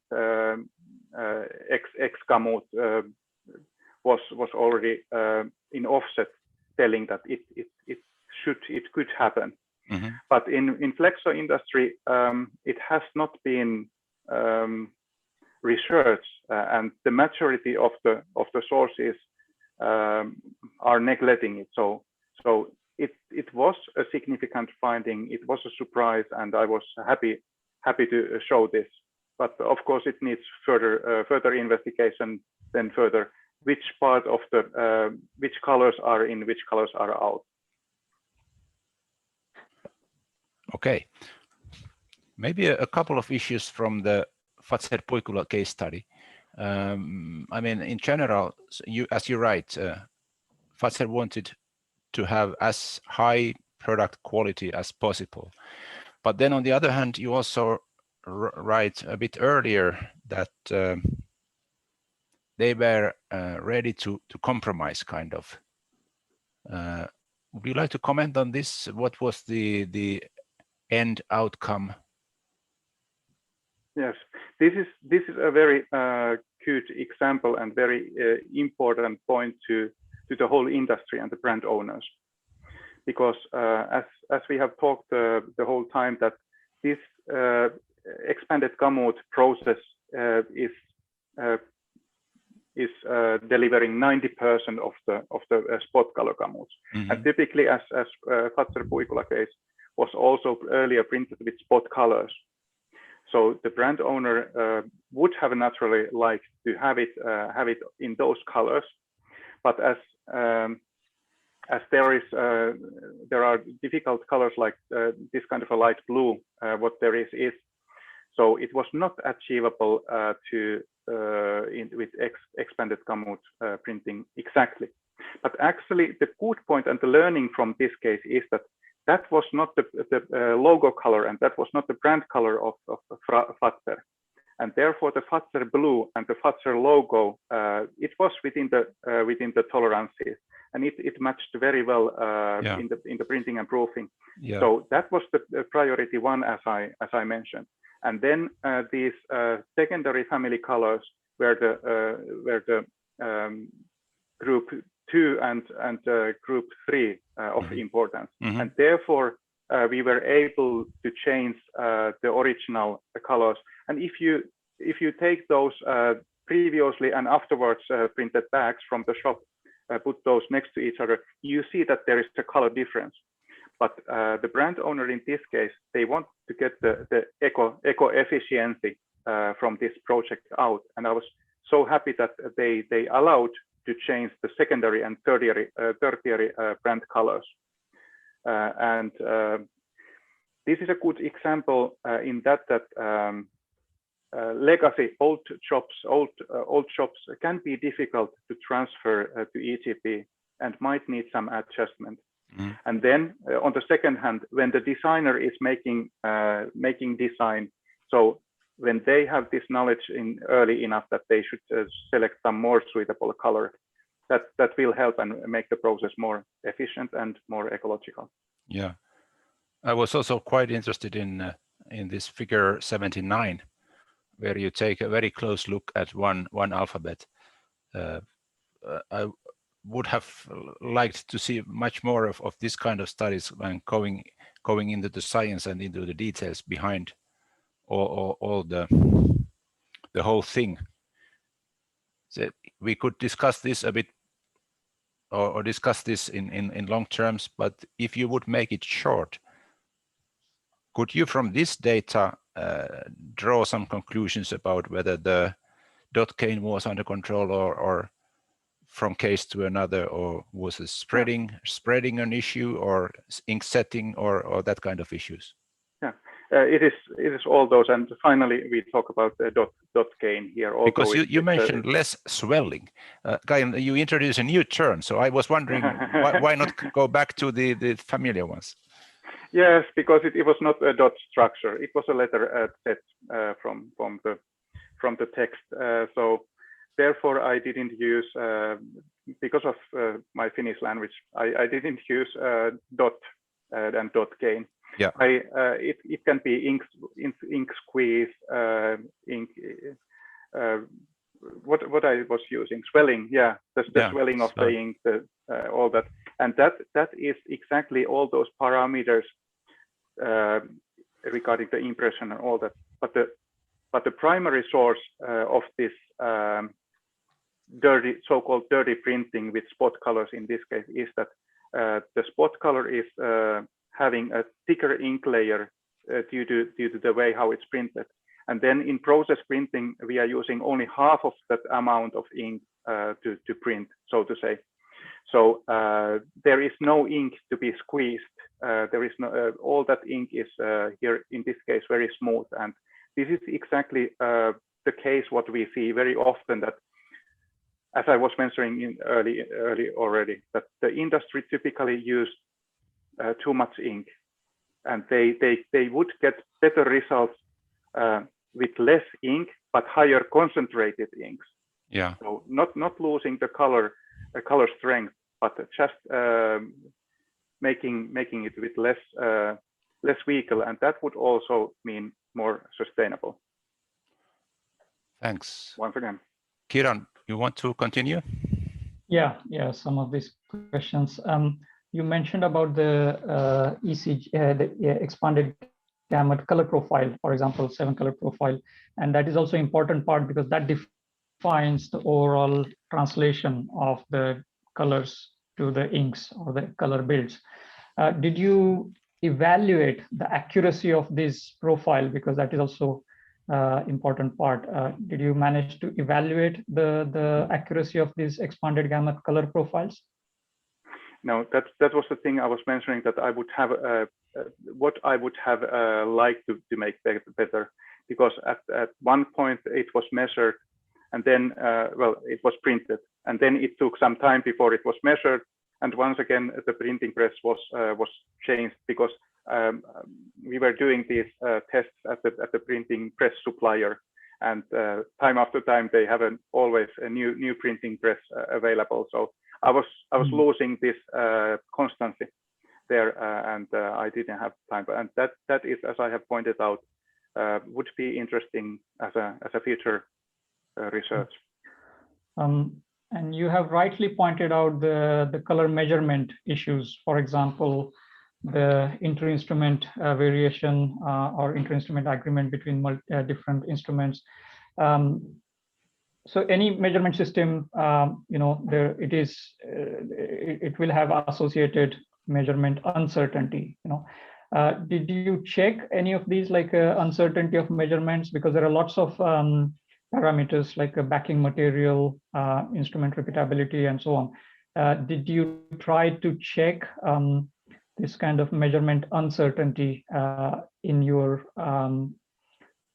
research work? This is in this case not, because this is industrial implementation, and it's the profile measuring is our daily work in the company. So therefore it's based to the industrial standard, the daily standard, what is done, and I was not focusing on that. That's also one area. Okay, and the instruments that you used, like measuring instruments, were they calibrated, for example, net profiler or something like that? Yes, exactly. That's I was not that measuring the methods and materials, but it's been calibrated and used the same equipment during that time. So it was one and the same setup. Okay. Coming to the opportunities for standardization. So section 3.3. This is on page number 156, and you have highlighted this topic, which is, again, I completely agree with this topic. For example, there are some generic opportunities mentioned for standardization in terms of expanded gamut. However, there are still several variables in flexographic printing. Obviously, even if we talk about wide web flexographic printing, there are still lots of different substrate structures. There are lots of ink systems. There are lots of application requirements. But you have been very general in this small section of opportunities for standardization. But what would be your specific, suggestions or recommendations for standardization? Would you like to suggest to standardize the substrate structures, standardize the ink systems and ink types, inks, standardize the characterization data set, or standardize the 7 color profiles, or standardize the gamuts? I mean, I couldn't find any details, so that's the reason I would like to know what would be your specific suggestions in this topic. Yeah, as said, that was only half a page written there, and I was saying that this gives place and better possibilities for the standardization, because actually the intermediate inks make it more stable. So and getting those inks into the system, the variation shall be less during the printing process when coming from 4 color process to 7 color process. But absolutely, the standardization issue is its own PhD thesis already, and there are many influencing factors to that and how to do that. For me, it's important that at first the analogs is being standardized, and the cleanliness of the how it's been done and at what stage the profile printing is measured. So that's the first thing. And of course, whenever using any inks, so don't change the viscosity, and as you mentioned, the humidity and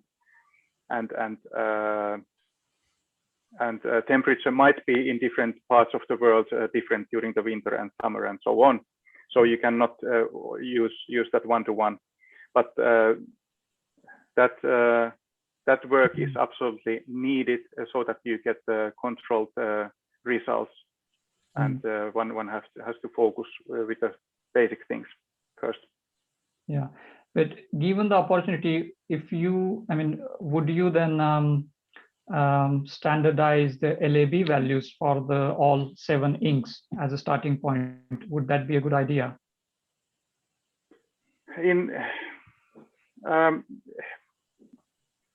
I cannot for each printer, yes, but not between the printers. So unfortunately not, because each printer has their own analog system, ink system, and the tapes, whatever they are using, and the event press and the bending of the rollers and so on. So therefore, it's important to stay to those LAB values at each printer printer what are reachable and that are still printing clean, and there is no dot gain and oval dots and so on. But then this is specific for the fingerprinting, that one press. And of course, there are opinions that one say that everyone should align to one normal, but my opinion and our opinion is that we should get as much out from each press as possible. Somebody is getting smaller color space and the other one is getting bigger, but that's what we want to reach and maximize it. And in this kind of scenario, for example, each print converter or each printer has got their own kind of setup, press conditions, and maybe LAB values based on the materials and all this.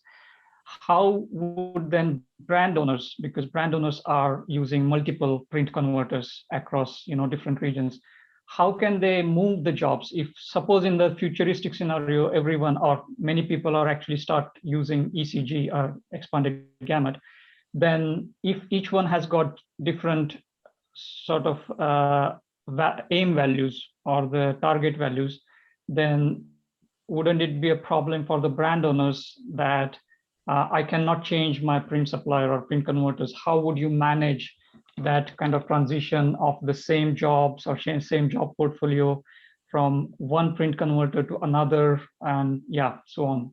Yeah, in principle, it can be easy because the color target values, LAB values, can be transferred, and then when the prepress knows the specific printer and printing machine, so it can be predicted what is the outcome, and therefore it can be told on beforehand whether this set of colors it's achievable, or are there some colors which will cause the problems, and then it should come back to the discussion what to do with those colors and whether this printer is not able or doing that or yes. So in that way, this model is working very well because already now just sending the LAB data and checking that with the profiling data from the printer, it can be already predicted whether does it work or not. Mm-hmm. Okay. So and then the thing is that the one who is doing this should have that background and experience. So it's not only having the software but having the knowledge to do this. So there is still some work to do, and in that way it's a bit limited to the certain prepress houses and producers, as said. Okay, and on this topic, maybe I have one last question. This whole expanded gamut topic with standardization, there are so many activities and lots of things happening in terms of projects. For example, under ISO, this is a technical committee 130. They are looking at this. There is a draft for specifically for this guidelines and requirements for CMYK OGV print characterization. I think this is ISO draft 21328. And then there is a FOGRA activities. There are FOGRA projects happening and ideal lines. So I couldn't find any of the mentions of these. I know it's ongoing, but still there is no mention about any of these activities when you talk about opportunities for standardization. Yes, that has come afterwards, like FOGRA projects and IdeaLens projects. So I was referring to some available material which I had from IdeaLens regarding the LAB values and all that. And all that is good, and I'm happy to see also whenever there is a new as it was a month ago, new FOGRA values for the OGV. So each this kind of a step is helping so this is coming more and more mature, this subject, but it's still a developing subject and therefore a moving target. Okay, thanks. Jouko, I don't know if you want to move to the next part. I have a few questions on appendix, and then perhaps we can move to the end of this, like a concluding questions. Do you have anything for this chapter results or any questions about appendix? No, I only have a comment about summary and conclusions. I mean, not a question, in fact, but I'm impressed about this section as well. It shows that you have spent some effort in finalizing also this chapter. I mean, having these even subsections here and quite many suggested future research issues as well. So you have really thought through what could be done in the future as well. But please, Kiran, go with the final questions. Yeah, okay, maybe there are a few about the appendix. So the color builds or the ink builds for the Pantone color in the appendix 2. There are many Pantone colors for which what I found was the color builds seem to be not optimum or not stabilized. I can give just one example. If I look at Pantone Strong Red C, this is on page 187. What it shows is that it's a strong red color, Pantone Strong Red. The magenta is 100%, orange is 23, and violet is 0.4. So 0.5%, that, I mean, this seems to be like a not optimized or not stabilized. And there are lots of other examples like this. So the question would be, what was the strategy or logic or criteria to choose the correct combination, not correct, these combinations inside the software? Because as we know, any given spot color or LAB, we have multiple combinations which can still try to match the same color. But the color builds in the appendix seems to be not stabilized. And that's the question is, what criteria or strategy was used to have these color builds for these different Pantone colors? Yeah, here it was, as you can see, maximum three colors to be used, and it was not limited. The total area coverage was not limited, and actually even the smallest area coverage was neither limited. And you are fully correct in that this is not a stabilized version, and this is an example how it can be done. And then for each and everyone must select their own setups to make the most stable printing result.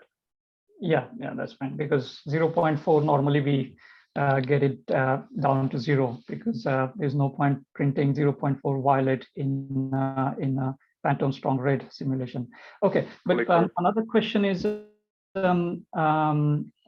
what was the source of the target LAB values in this appendix? Because the Pantone colors, if I look at their reference LAB values, that might be different, considering there are some M0, M1 values in different software. These are different LAB values for the same Pantone color, as we are all aware of this.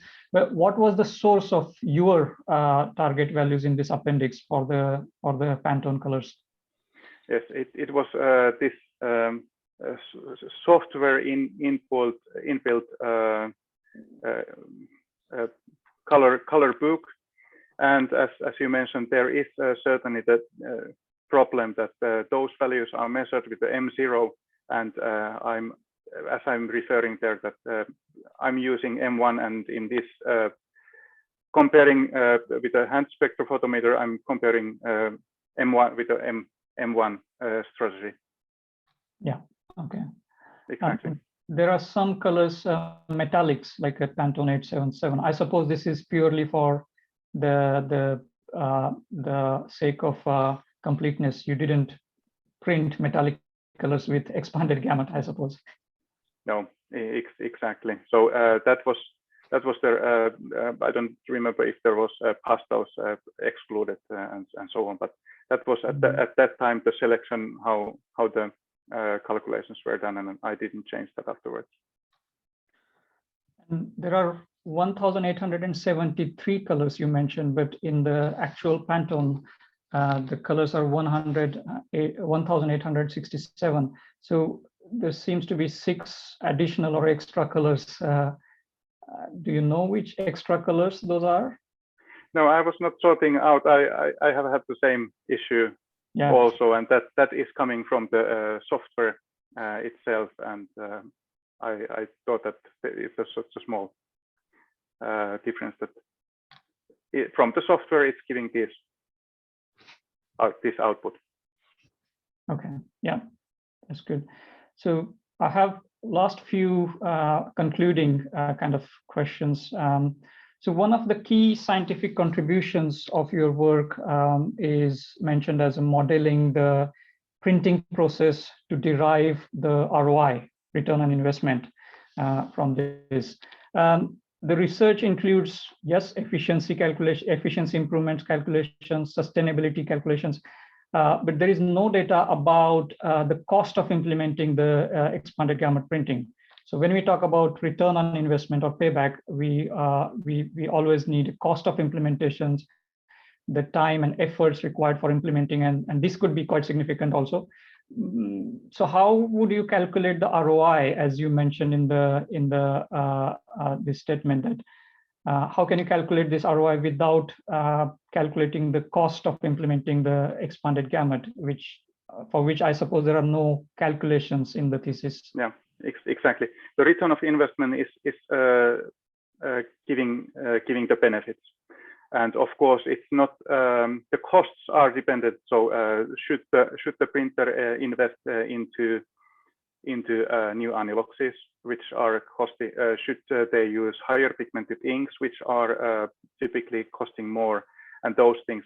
So in my return of investment calculation, I cannot say that this is 6 months or 8 months return time, because it depends of those variables, like also what is the plate cost, what is the implementation cost, all that.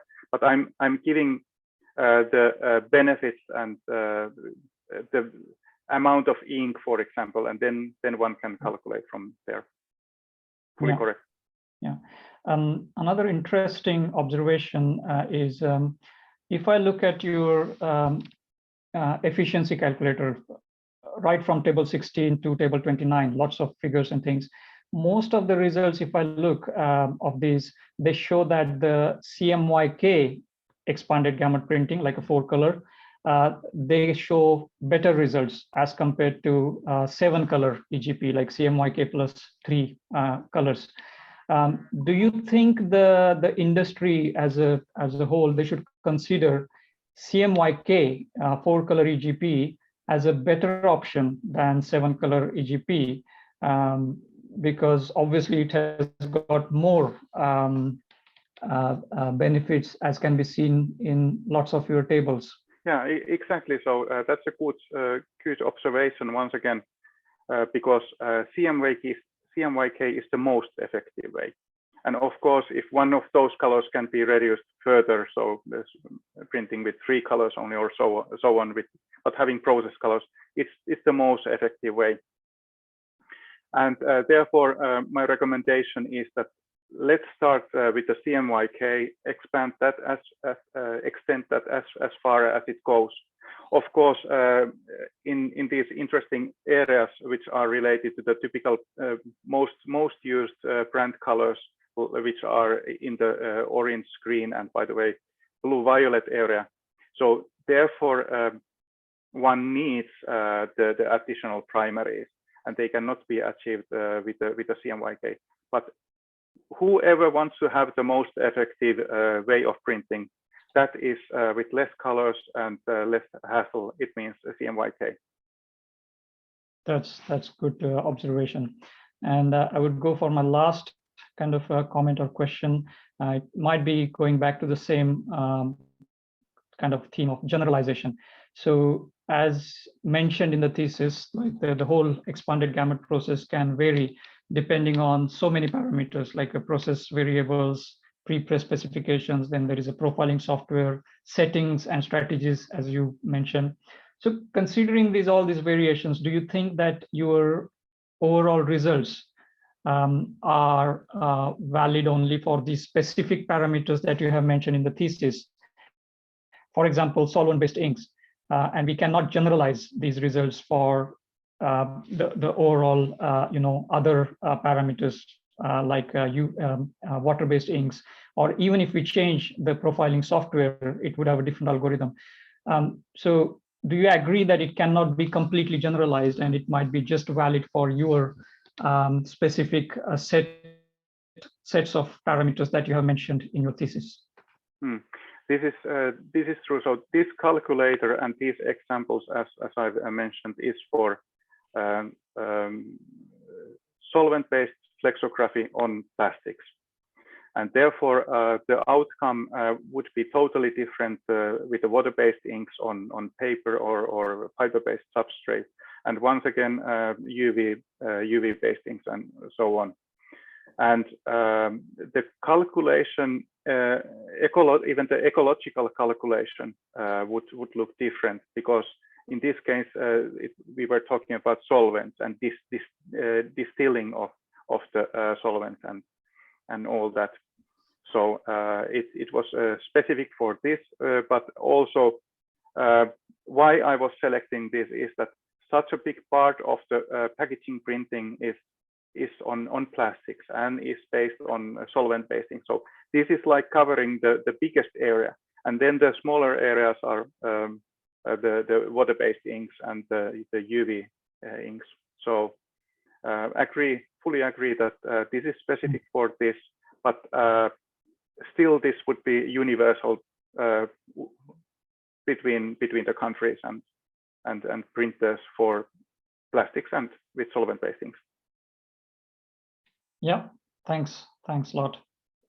Yeah, Jouko, I don't know if you have any concluding questions or remarks, but please go ahead. Thank you. I think I already concluded my questions. So then I think we are ready for the final statement. Yeah. Okay, thank you, Professor Peltonen and Dr. Deshpande. So I thank you for the. No, not yet. We are giving the statement okay. now. Okay. Sorry. Wait a minute. So we have discussed with Dr. Deshpande about the thesis, and we have come with the following statement. The PhD thesis of Kai Lankinen is a monograph, which consists of an introduction to the topic of the thesis, a review of literature, as well as the aims, experimental details, and results.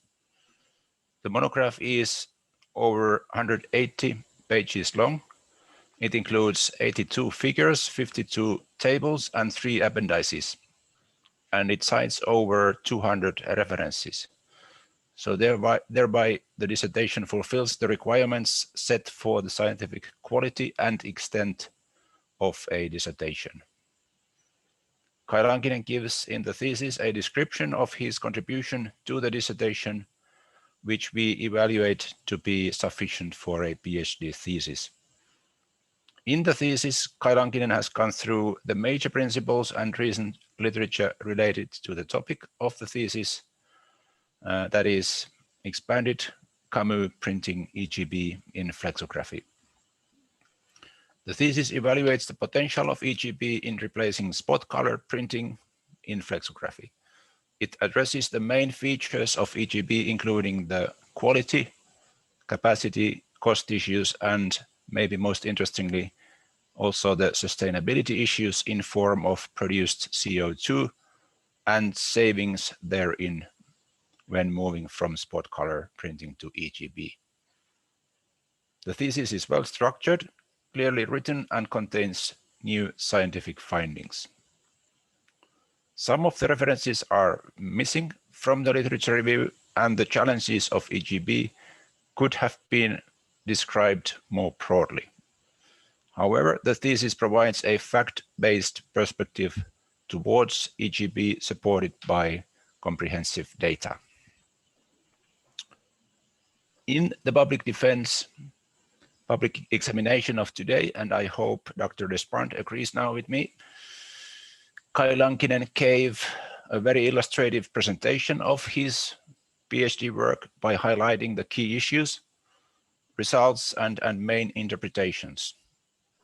During the discussions with the opponents, Kai Lankinen showed scientific maturity and proved, while answering all the questions, that he masters both the fundamental and applied aspects of his work.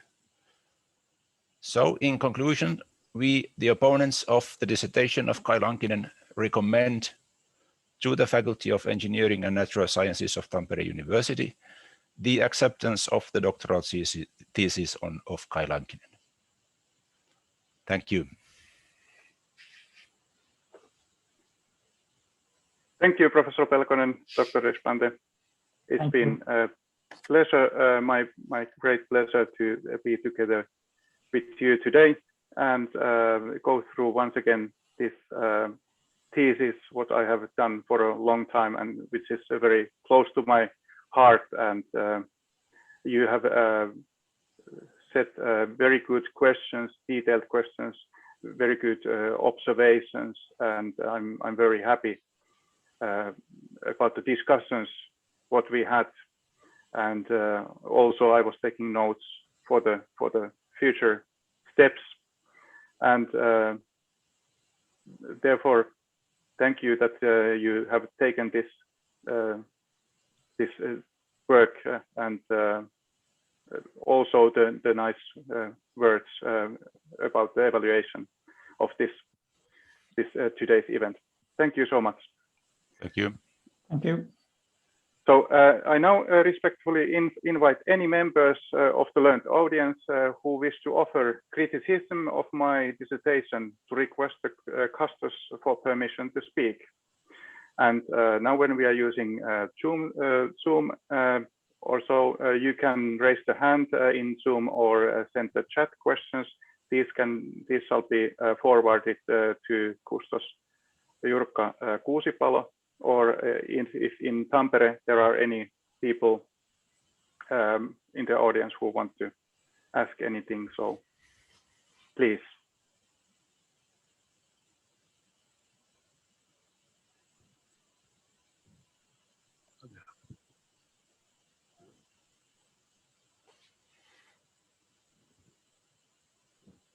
Do we have any?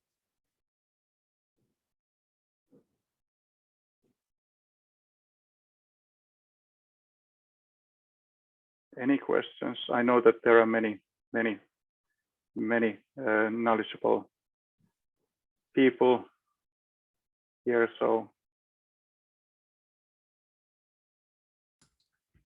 Okay, I will ask a question. Kai, this is issue. What is the appetite of the stakeholders and mostly brand owners? Because as mentioned by Dr. Kiran as well, and you, that CMYK is the most stable environment and most sustainable environment for printing. But of course, the number of colors we can print in CMYK is limited. What is the appetite for brand owners going forward in future? Do they want to print in EGP or do they want to go towards CMYK printing, which is standard and sustainable?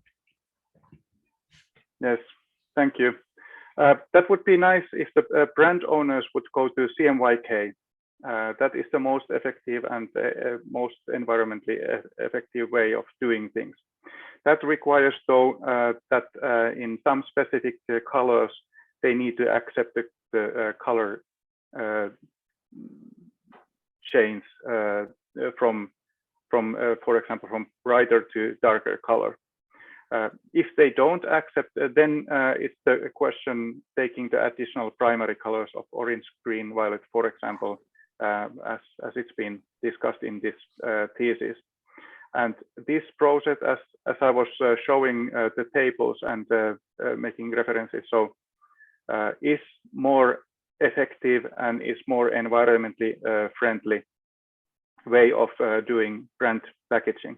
And then, as said, the quality should not be lowered. And what I would like to, what I would hope from the brand owners, that they would openly discuss about the possibilities about gangram printing, because that is the next step to make this process even more effective, making shorter runs and promotions and such things. So I hope that people are, brand owners and people are more interested in process printing and just thinking that there is a better way of doing printing than with the spot colors. Thanks, Ishu. Very, very good question. Thanks.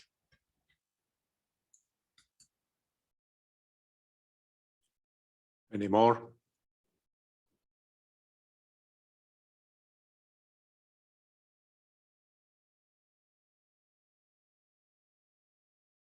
I guess not.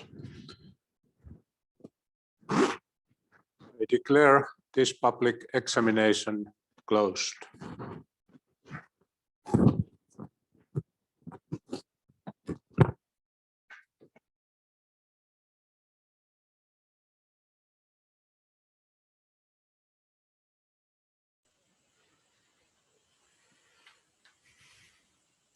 I think it's time for congratulating you. Nice work.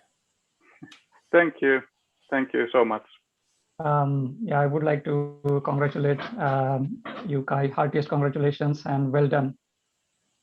Thank you, Kiran. This was very nice suggestion, and I'm looking forward to continue on this path also.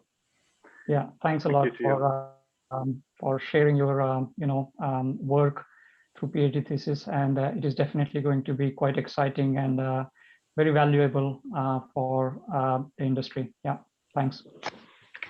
Thank you.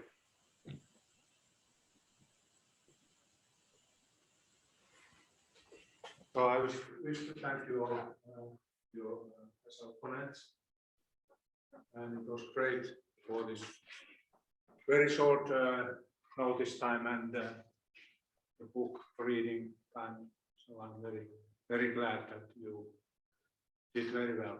Thank you. And I wish you very good summer holidays if you have any. Do you have? Thank you. And Kai, of course, you have done good work.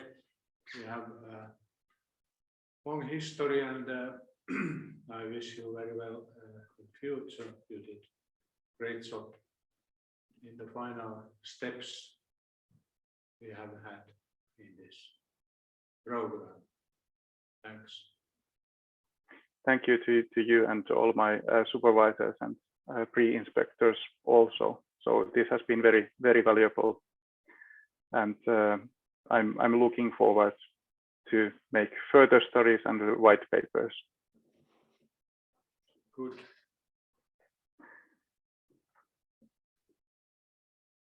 So maybe we can now end this meeting. And, nice day and weekend. Thank you. Thank you. And bye-bye. Thank you. Bye. Thank you, everyone. Bye-bye.